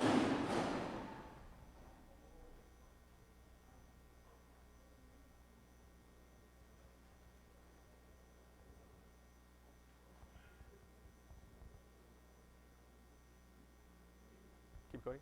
I hope everything's okay. I just have 1 minute left, so. The first instinct is to reproduce the physical experience digitally. That's the PDF. If you do it in that way, the digital experience will never be good. And then the gravitational pull is back to the physical. How do we get beyond that PDF thinking to totally reimagine and recondition ourselves? That's the story. Hopefully, there's some lessons that I've shared that might be interesting. And by the way, if you get that right, the next natural question is, what's the role of the physical campus? Maybe it's to enhance those connections that we could never get purely digitally. What's happening in commerce? You have companies like Walmart starting with physical stores. When they started digitally, it was just the PDF of the physical store. That never worked. Now they're doing some really interesting things, where it's not just last mile delivery, pickup, flexibility. I don't know if any of you have heard, they've been running experiments in 3 states in the US where they put a fridge in your garage, they pay for that fridge, and because they have the data on when you bought what item, they will come and restock the milk without you ever having to order it. Okay, it's super creepy, and the customers love it. Okay. If that happens, the question is, what's the role of the physical store? And the answer is, maybe it's for fulfillment or to become a showroom. But that's how we need to think. And finally, something that's relevant for all of us, the role of the office. We started out with the physical office. When we first went to Zoom, we were just reproducing our meetings on Zoom. And that was terrible. 9 hours on Zoom a day. Then we started thinking, maybe there's certain things we can just do asynchronously. And oh, by the way, you don't need to live 1 mile from the office. This is what started happening. I think it helped Antigua, probably. But once you recondition and you have remote work from anywhere, you've got to ask the question, what's the role of the office? And that's basically where we are today. And that's a joke. That's the TV series, The Office. Maybe the role is just to socialize, right? But that's the question we've got to start thinking about. By the way, this is GitLab. They have a work from anywhere policy. They only meet once a year to take that photo. That's when they get together. The point is, I think when we start thinking about the journey, it's not just digital first thinking. We've also got to be thinking about what is the fundamental role of physical, in-person, analog getting together. And that's what we need to do really, really well. With that, let me just thank you for allowing me to be here in person. I appreciate the talk. Thank you.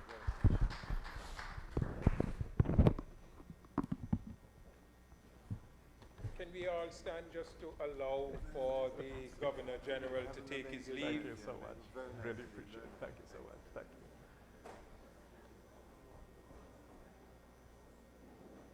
Please be seated. I think we will all agree that we have just experienced a very riveting lecture.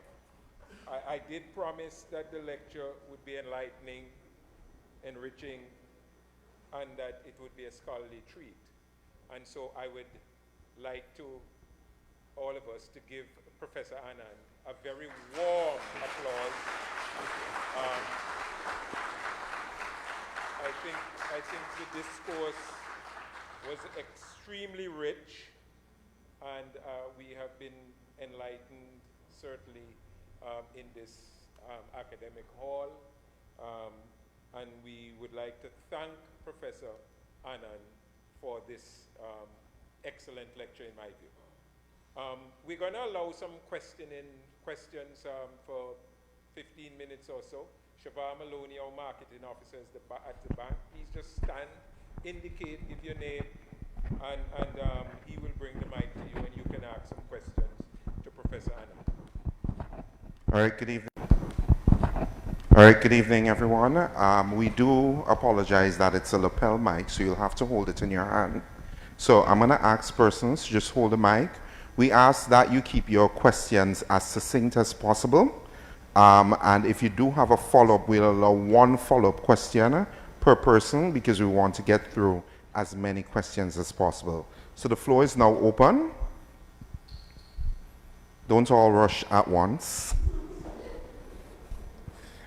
I take it that it was an excellent presentation, so it was all clear, but we have some questions. So we have Professor Robinson. Okay, thank you for that. Excellent lecture, very stimulating.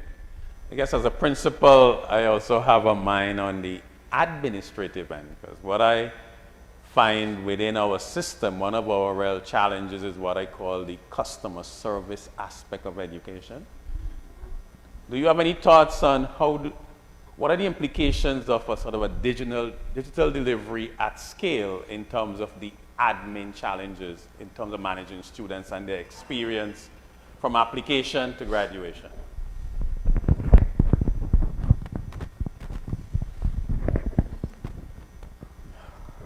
It's a great question.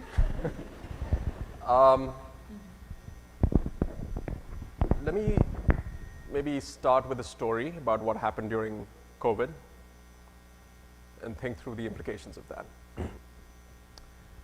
The one thing that was interesting about the COVID experience was when I speak to our students and I ask them, in terms of content delivery and knowledge transmission, how much did you get during that online period compared to what you might have gotten face-to-face? And they say about 90-95% actually. That was totally fine. You ask them, what did you miss? Oh, the big thing we missed was the interactions with other students on campus. That was the big thing we missed, right? Running into each other on the athletic fields, in the dorms, serendipitous interactions, and so on. What's interesting is when we think about the life of the student, as you would well know, out of a 24-hour day, they might spend 3 hours in the classroom. Might.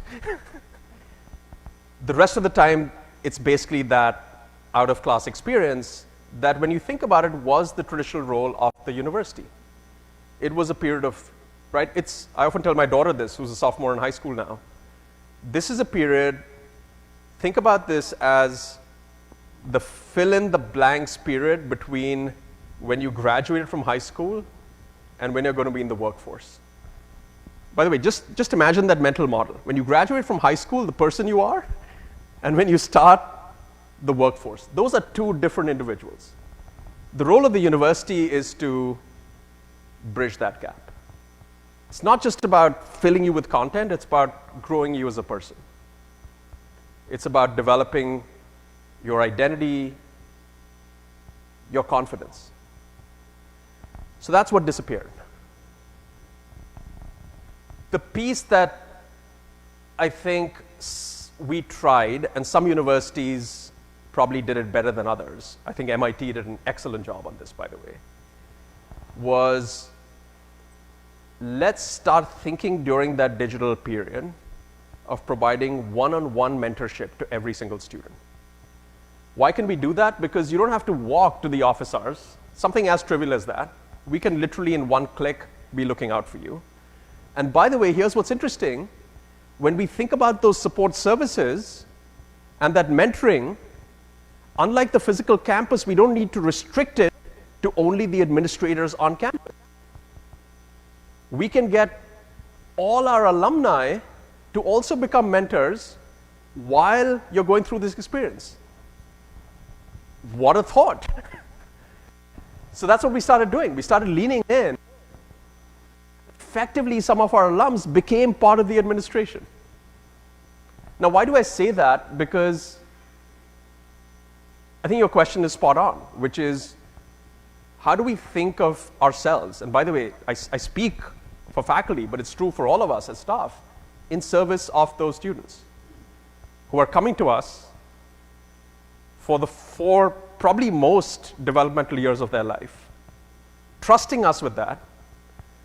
And how do we make sure we can build that person as opposed to deliver them content? It's a mindset, I think, right? It's a mindset more than anything.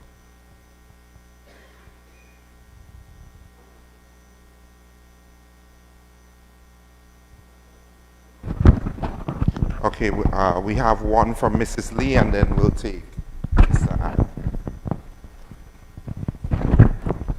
How are you, sir? Very good. It's a pleasure to meet Thank you. you. So at this time, I'd like all the Harvard Core participants to stand with me, please. All the persons who would have undertaken Harvard Core in Antigua and Barbuda, and you're here tonight, please Wonderful. stand. Thank you. That made my day. Yes. Thank you. We're surrounded by great people in Antigua and Barbuda with numerous abilities and talents. And Harvard Core has done us very well at the University of the West Indies Five Islands campus and within diverse businesses and sectors. Now, you've spoken eloquently about Harvard Core. And we want to know, having undertaken so many disciplines at Harvard, why economics, why accounting for managers, and why business analytics? Because it could have been so many other areas of study. Why these three areas, Professor Anand? Yeah, great. Thank you very much, and I Great. yield Thank to you, sir. Thank you. That's a great question. So just to clarify, we now have 21 courses online, right? It's a large part of the MBA curriculum. The reason we started with those three was twofold. First, if we had started with core strategy, core finance, core technology, core leadership courses, how far do you think we would have gotten in creating the online venture? Right? The fear that I talked about is fear that impacts all of us. The most important thing we did was to basically tell our colleagues the courses we're offering have nothing to do with the MBA program. It's so far away from you. No one has territorial ownership over this. We're just playing in the sandbox here. So that was the organizational reason. There was actually a more fundamental reason, which is when we were starting to think about digital, here's the question we asked ourselves. What is the problem we're trying to solve? And the problem that we were trying to solve for our MBA students on campus, we said, wait, they have a great experience when they come here for 2 years. But there's one slight problem, which is about 30% of our students come in on day one and they don't know the basics of accounting, economics, and data. And we take that knowledge as a given. And so for the first 8 to 10 weeks, they're struggling. And they're coming from non-traditional backgrounds oftentimes, non-profits, the military. So for 25 years, we had tried to create in-person pre-matriculation programs like boot camps for them, covering these three courses. Here's what happened. 20 years ago, the course just on economics and data was 2 weeks long, on campus, in person. The students loved it, but they said 2 weeks is too long in the summer. Can you reduce that to 1 week? We then reduced it to 1 week. Once we had 1 week, what do you think they said? Can you reduce it to 3 days? And that was the difficulty in the inflexibility, right? Students don't want to come back early. The second thing was something very sobering, which is I used to head the first year strategy course at Harvard. This is a semester 2 course, okay? So the last day of this course, this is about 11 years ago, student raises his hand. This is the last day of the first year. And he says, Professor Anand, I'm still not sure I understand the difference between willingness to pay and price. I thought I was a good teacher. And I felt in that moment, we had failed our students. And by the way, these were similar questions coming from questions about accounting, questions about data. And then you realize that the case discussion method doesn't allow you to go deep into fundamental concepts. If I'm having a case discussion and a student says, excuse me, time out, I need to understand willingness to pay and price, that ain't gonna happen. And so that's basically the problem we were trying to solve. And we said, what are the most important fundamental concepts they need to understand for entering any MBA program? It was those three. By the way, the thing that surprised us was when we created this, we thought this was pre-matriculation for MBA. It turns out a year and a half into the program, 60% of those who were applying to the program were people in business already or in different professions. Contractors, real estate brokers, physicians, lawyers, administrators, deans of universities, airlines pilots writing to us saying, by the way, we need to know basic accounting or basic economics. We never learned that. And that was the piece that was most surprising. Anyway, so that was the story for how we started. Good afternoon. Dr. Anand. Sorry. Thank you very much. I think that your presentation was very insightful. But I have a question, and I'm not sure if, I'm just curious on your take on the particular question I have here. But after kind of more or less emphasizing the importance both of networks, both for business and any other type of enterprise, I'm curious to get your thoughts about the importance of telecom liberalization in the context and how that is important for national digital transformation. I don't know if you have any thoughts on that you could share. Can you provide more context to what's happening here? In Antigua? Yeah. Well, at the moment, the best way I can describe it, we have a telecom infrastructure, a telecom environment that's governed by 1952 Act. And it's very much not very liberal in my opinion, and I think it's kind of constraining the nation itself for other players to get into the market and really take full advantage of some of the transformation that you've been alluding to, because it's to me it's if I could really describe how it operates, I would say it's built on the premise that to do anything you need permission from the government, and so therefore there's no latitude for innovation, there's no latitude for you to get involved, and it's all kind of centered around the major players, and there's no opening, very little latitude for other players to enter the market, and therefore it means in my opinion stagnates our development and all those things that we talk about and we love to hear, and the kind of things that we think can enable us. Because the way I see how we're strangleholding ourselves is the fact that I think if we go by the experience we've had previously with the gaming industry, I think the lesson we should have learned from that is that it wasn't so much the gaming industry, but the fact that we had infrastructure that allowed us to provide services to an external market. I think was the key lesson that we should have taken away from it. And so I think we've kind of hamstrung ourselves because we're not allowing us or the people here in Antigua, I think, to kind of get to a point where we can provide services on the outside and liberalize the market to give people full access and let the creative juices kind of, flow. Yeah. Let me just offer a couple of thoughts. Obviously, they're not going to be context specific for Antigua, since I'm just not as well versed with what's happening here on that particular front. But some general thoughts to your question. I think the analogy I would use is similar to what Professor Robinson was describing earlier with respect to the opportunities for organizations or countries that don't have the existing analog infrastructure to take advantage of the digital revolution. Very much similar to how do we create the future university in 2023? You might say, how do we create the conditions for fill in the blanks in 2023 when we don't have the physical infrastructure? That's a massive opportunity. In fact, the data shows it, right? When you think about, I grew up in India, where to call landlines what they were would be, not going to complete that sentence. You think about all the innovations in gaming, they've come from Korea. All the innovations in mobile, connective apps I was talking about, coming from China. A lot of the innovations in fintech, mobile, coming from India.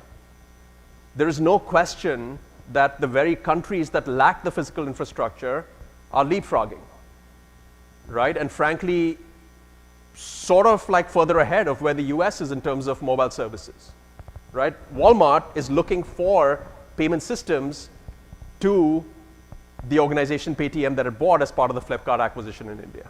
It's not looking for other inspirations within the US. So to me, that's the easy part, right? Which is, how do we actually create those conditions? With respect to the role of government, though, what I would say is there's two additional things it might and ought to be able to do. It's not just a question of let's open up. Can they play a coordinative role? If you look at the digital identity system in India, it was initiated directly by the government, right? And it's now ubiquitous. It's the largest digital identity system in any country in the world. You could not have had that happen at the cost it did or the infrastructure without government intervention. Now, you need enlightened government to be able to do that, right? And they basically sort of got some of the brightest minds in technology to help with that. But that's one piece, which is that coordinative role. The other piece, I would say, quite frankly, is guardrails. When I think about now many of the challenges we're facing with digital technologies, the irony is I spent an hour talking about the benefits of connectedness. The challenges are coming from the costs of connectedness. When we think of security, privacy, anything, every single person thinks they're a media company today, misinformation, fragmentation. There are moments, I will confess, when I feel I wish the government was actually intervening more, not less. So I don't know if that makes sense, but that's the tension, right? Which is, how do you create the conditions on the one hand for creativity, but at the same time sort of create the guardrails for this not to go completely crazy? And I think it just depends on the market we're talking about. So I don't know if that makes sense as a general comment, but as I said, I may not have the direct experience here.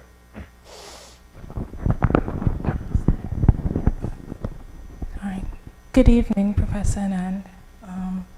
My name is Danique Jordan, and good day, Professor Anand. My name is Danique Jordan, and earlier in the beginning of the lecture, you spoke about the importance of spoke-to-spoke hub, and used the example of the informal channel of peer-to-peer contact. And towards the end of the lecture, you spoke about the importance of organizational structures. For those of us who want to be on the offense in creating better learning platforms or communication platforms, would having an initiative or a organizational structure to recognize informal channels and then have an initiative to develop those into the mainframe be helpful, especially in our country? That's a great question. So let me just share with you our experience on that and then generalize.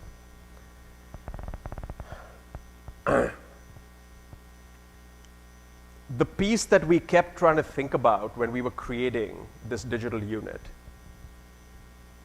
was not, can it disrupt our existing university, but can it enhance and complement it? Why is that interesting?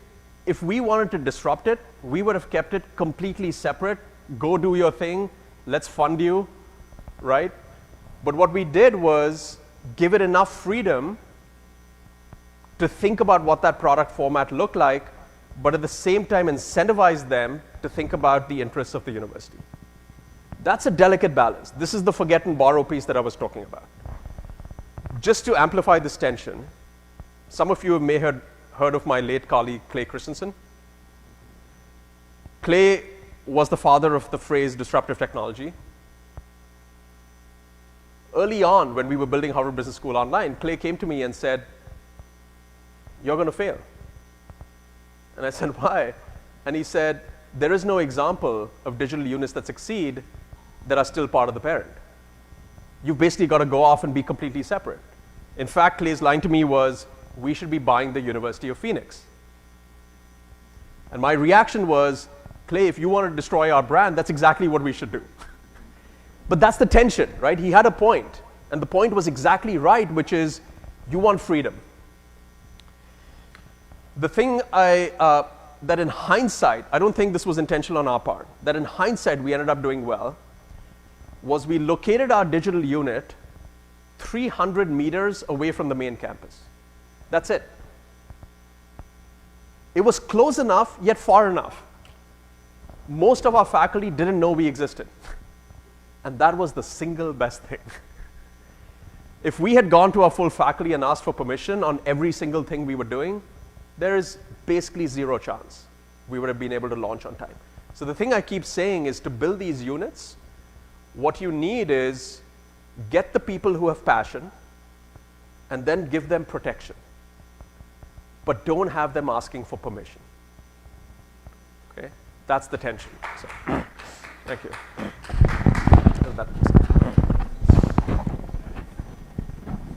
Thank you for an excellent presentation.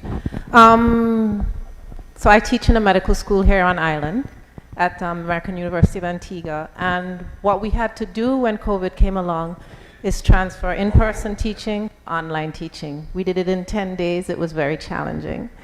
What I'd like to know, I'm sure this happened globally, what I'd like to know, has Harvard, Yale, and the universities that you work with, have you had any good experiences from that mandatory digital transformation that even though we're out of COVID, you still continue to apply? Thank you. Thank you. That's a great question.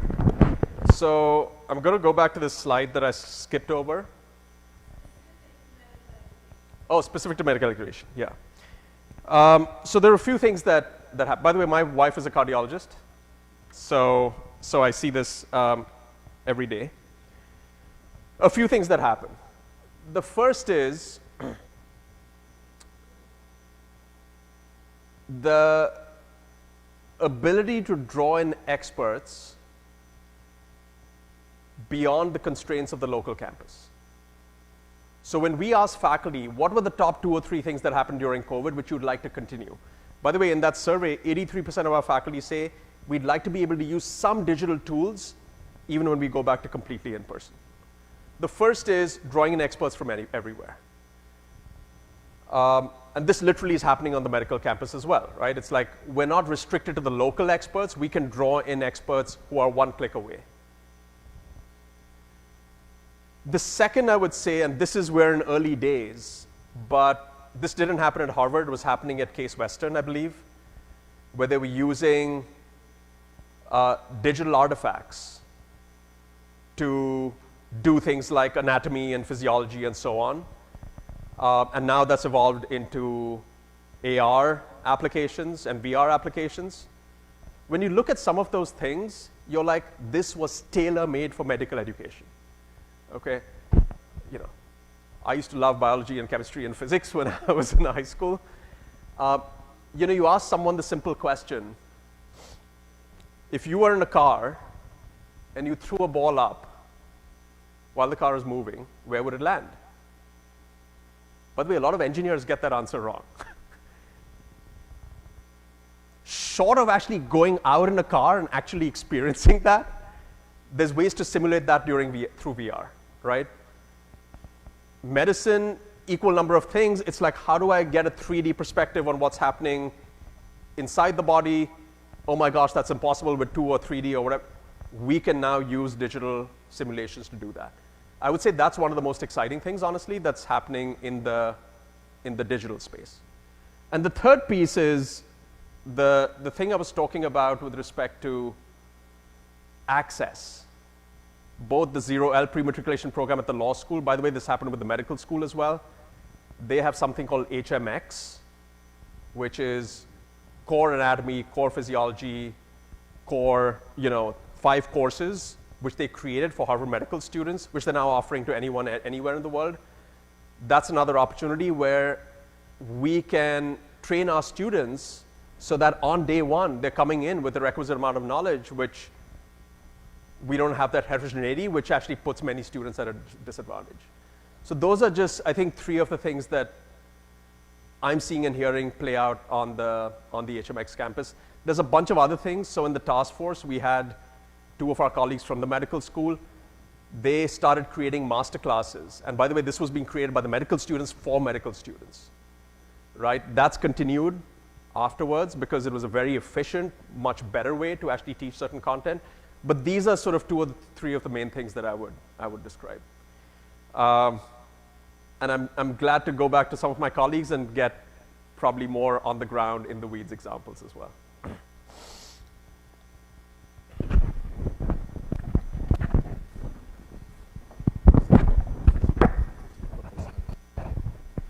Good evening, Professor Anand.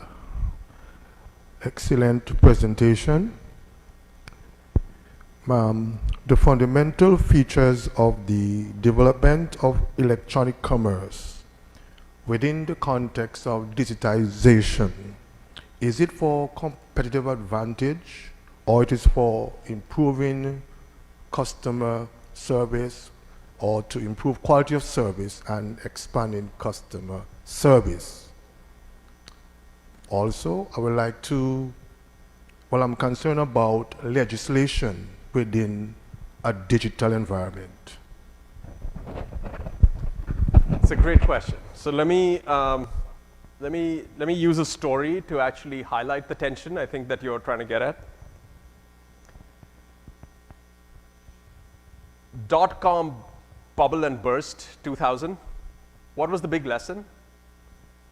The big lesson was there was a lot of value created for customers and almost no value captured by organizations. I think it highlights the tension you're talking about. These technologies can create value. Creating value by itself does not translate into competitive advantage.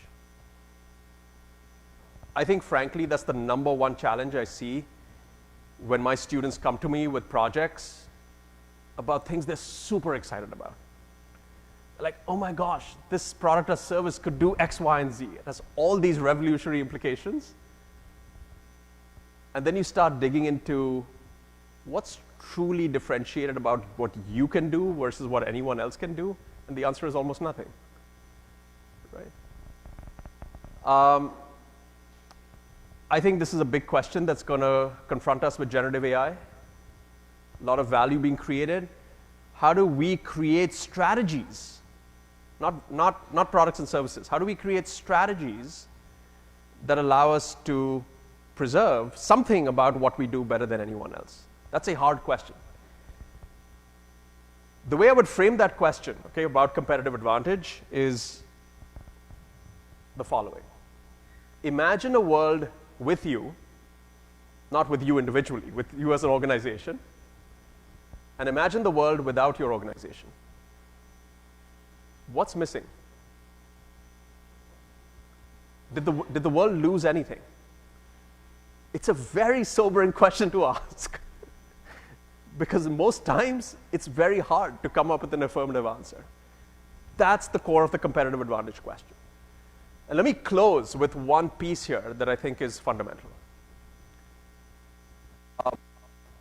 There was a famous book written by a digital expert, great book, which I admire greatly, which was talking about the fact that the reason digital is so advantageous is because bits are ubiquitous and atoms are not. I think that gets to the second part of your question. The first part, though, is when you think about competitive advantage, the advantage is that atoms are scarce and bits are not. That's what gives us competitive advantage.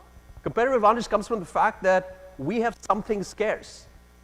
The digital world fundamentally is about everyone having access to the same thing. So it runs into direct conflict. One of my favorite examples is Netflix. Netflix, when it built its DVD business, its competitive advantage was the fact that it had 40 distribution centers across the country. The fixed cost of that was something no one else could replicate at scale. Once you go to a streaming world, anyone can do streaming. You and I could set up a streaming business, and it loses 90% of its market value. And then it had to recover by original content, right? So I would just underscore, I think, the tension you're highlighting, which is one between value creation that comes from digital technologies and value capture that comes when thinking about the question of competitive advantage. It's a great question.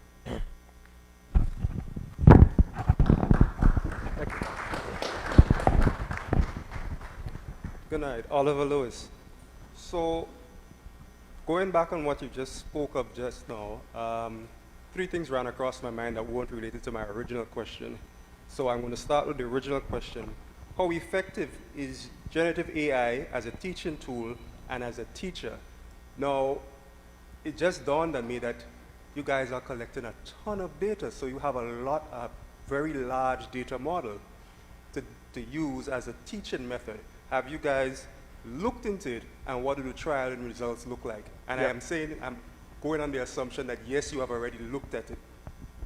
Yeah, no, I would say we're in early days. Let me just give you a sense of where things are. So there's been a lot of experimentation across the different Harvard schools over the last 6 to 9 months. We have just as of a month ago set up 3 task forces across the university. One for generative AI and the implications for research, generative AI and the implications for administrative processes, and generative AI and the implications for teaching and learning. That last task force is the one I'm chairing. It comprises faculty from across the university. Let me share 2 or 3 observations with you. One, we're still very early, okay? And just to give you a sense of what I mean by that, there's a non-trivial fraction of our faculty who have never opened ChatGPT. And this is with many of the faculty leaders shouting from the rooftops, which is we better be thinking hard and detailed about this. The second is the first reaction that happened over the last 9 months, and it's still happening in many places, is what I would call the defensive reaction, which is, oh my gosh, this is going to basically kill everything we do, particularly in the form of assessments, right? The thing that's interesting to me is there's already what I would call generative AI proof assessment strategies that are starting to bubble up. Simplest example, instead of simply saying write an essay on XYZ, which generative AI can do regardless of what that XYZ is, what if you asked your students, write an essay on XYZ and refer to 5 examples from our class discussions? Oh, that's interesting. Now, what's the principle in what I just said? The principle is that I'm having you rely on some private information that most of these LLMs don't have access to. That's the principle. But I can start thinking about many things like that. The third thing I will say is one of the things that we just did a month ago was create, and we were talking about this earlier, a private sandbox environment for our faculty, students, and staff to play with. What do I mean by a private environment? We have 3 to 5 LLMs in there, access to those by negotiating with the companies. Private environment meaning we can upload data safely without fear of security, privacy, confidentiality, so that the LLMs are not training on that data or using it in any way.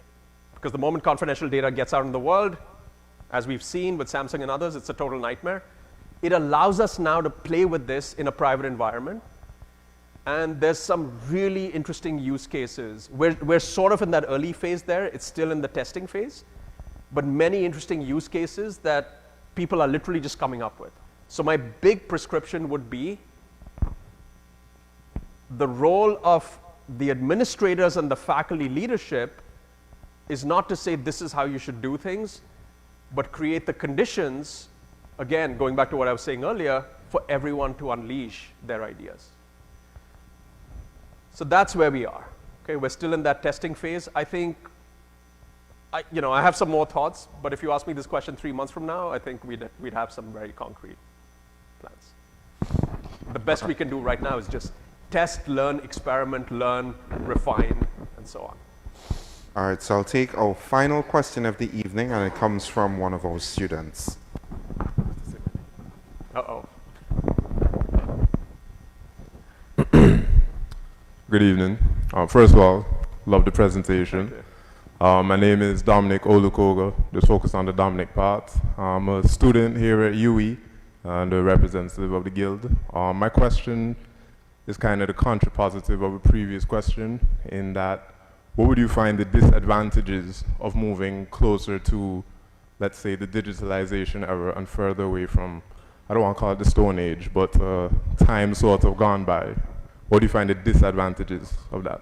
Yeah, I mean, I would say the things that I think are more or less we've been talking about for a while.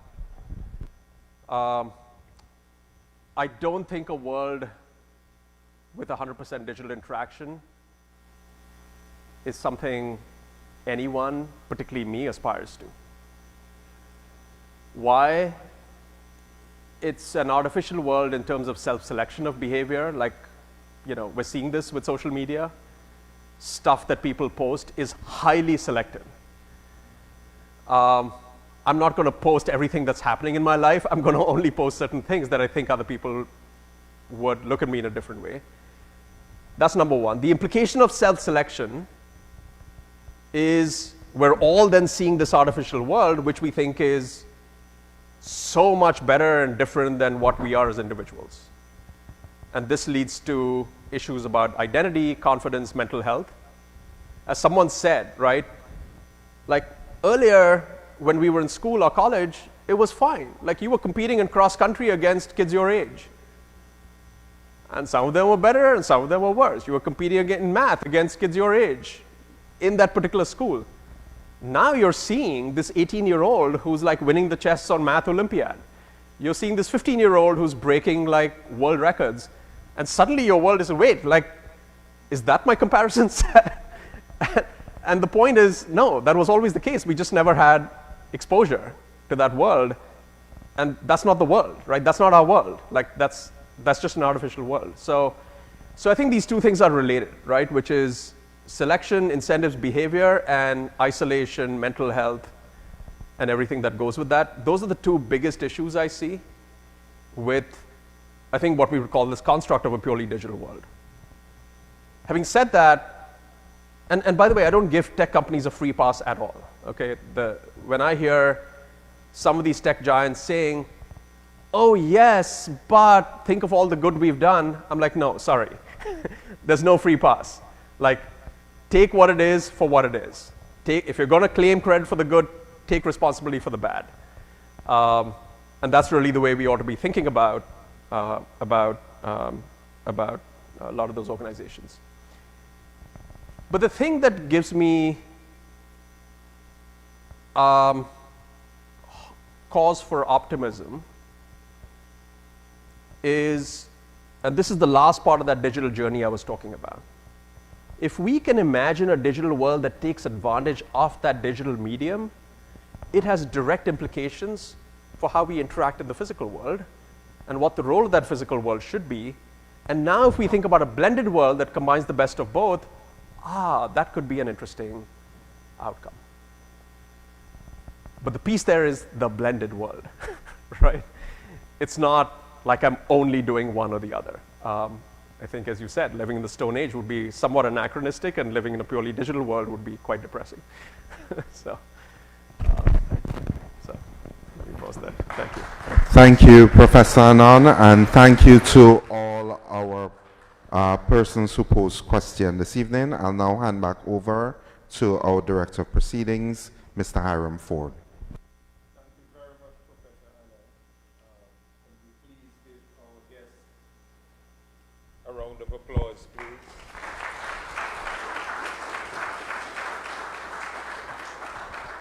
As a token of our appreciation for such an inspiring, thought-provoking lecture, I'd like to invite our principal, Professor Justin Robinson, to give Professor Anand a token of our sincere appreciation for a very inspiring lecture. English Harbor, you're always free to come back. That's lovely. Thank you. Come down? Sure. Yeah.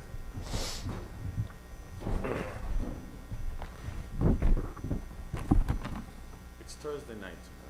Big reggae party in this area, so we can go there after. Thank you.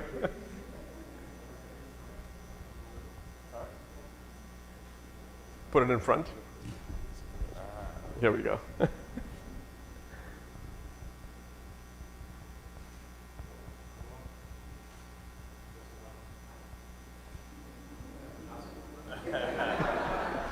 I love this. Thank you. Thank you so much. Really appreciate it. Thank you. Thank you. Thank you, man. Yeah. All right, colleagues, the task is mine to offer some brief a brief vote of thanks. So let me start by thanking Professor Anand for his lecture. I'm sure that we ranked this lecture. It's only the second one, but it's really ranked in the top draw.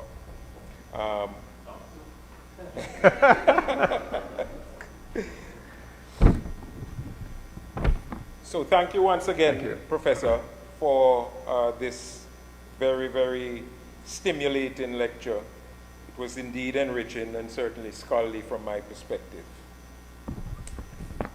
This lecture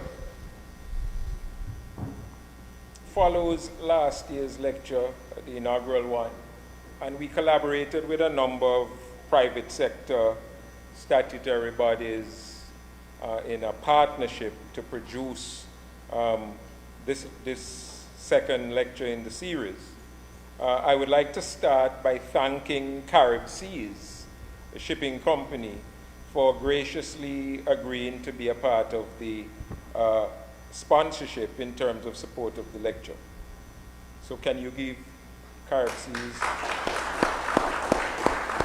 The State Insurance Company Limited has always been a partner with the campus since its inception. And we'd like to also thank State Insurance Company Limited for continuing to be a partner in the production of this lecture.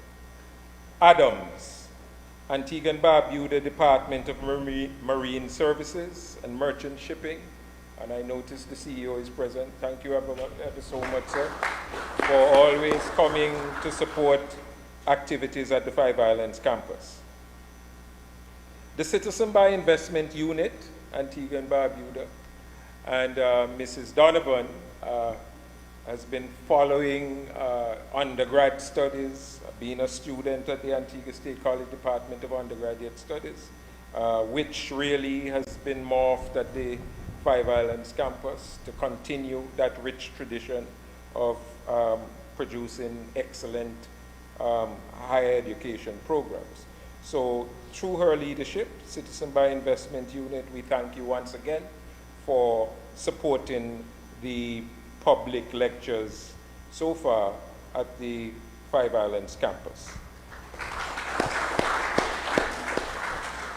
The Financial Services Regulatory Commission, and I notice Ms. Shepherd is here. She has a tough time saying no to the Five Islands campus.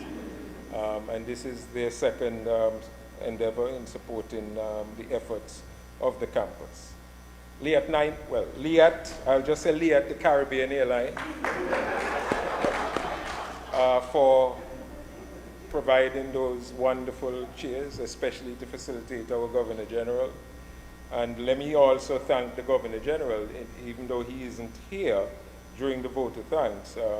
As you know, he's one of a prominent alumnus of this University of the West Indies, being a medical doctor and undergoing his training at the Mona campus. So let me just thank the Governor General for taking time out from his very busy schedule to be with us tonight, albeit that he had to leave for another engagement.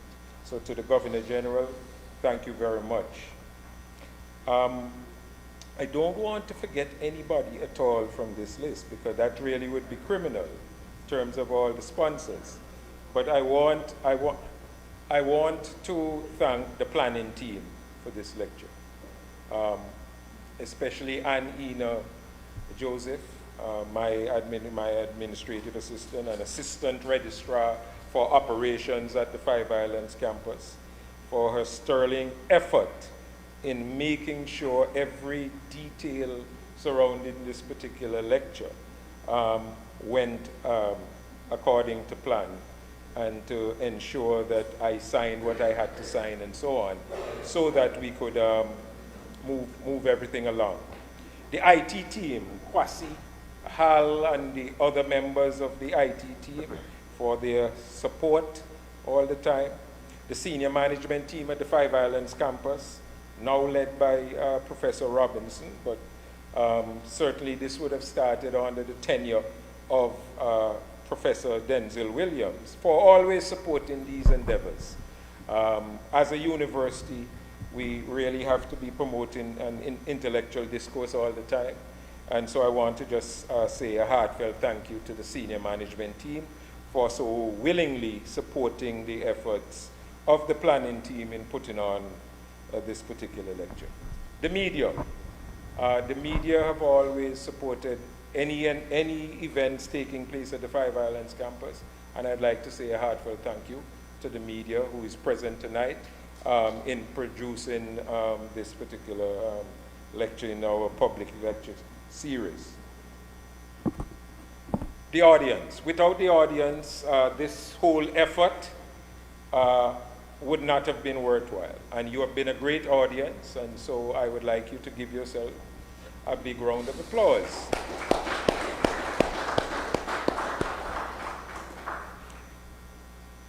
The project management team.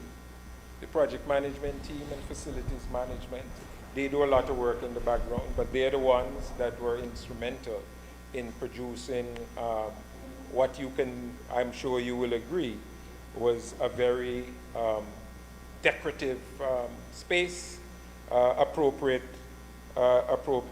staged for this particular lecture. To the project and facilities management team, I say a heartfelt thank you. Indeed, I want to thank also the persons behind the scenes, all of our admin staff, clerical and otherwise, for their efforts in working assiduously to put on this lecture. And indeed, the entire campus, who in one way or another, the ground staff, the cleaning staff, and indeed everyone else who would have contributed to what I would regard as a very successful evening, having witnessed an excellent intellectual discourse within the university's compound.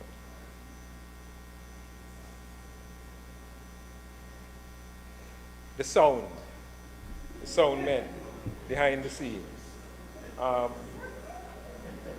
They say the best is for last, because without the appropriate sound, I am sure that the lecture would not have been successful as it is. Let me just end by just thanking everyone who had an association with the production of this lecture. And we will invite you in advance to the third public lecture that will take place at the Five Islands campus, arguably in far grander facilities. Chef Byers, who is our caterer for the evening, is waiting in the background for the consumption of the food that has been prepared. So let me just thank them for their services. And finally, I want to, when you came into the lecture area, you would have had a musical rendition by Fusion, and their involvement in the proceedings. We partnered with the Calvinia Foundation in producing our first major event within the 75-year anniversary celebrations. This is the second one, so it's indeed significant. The Five Islands campus pledged to engage in two major activities for the 75th anniversary ceremony. Celebrations rather. The first being the launch of a financial care project that we hope our students will benefit from. And this is indeed the second activity, which is this major public lecture that I think we can deem to have been a resounding success.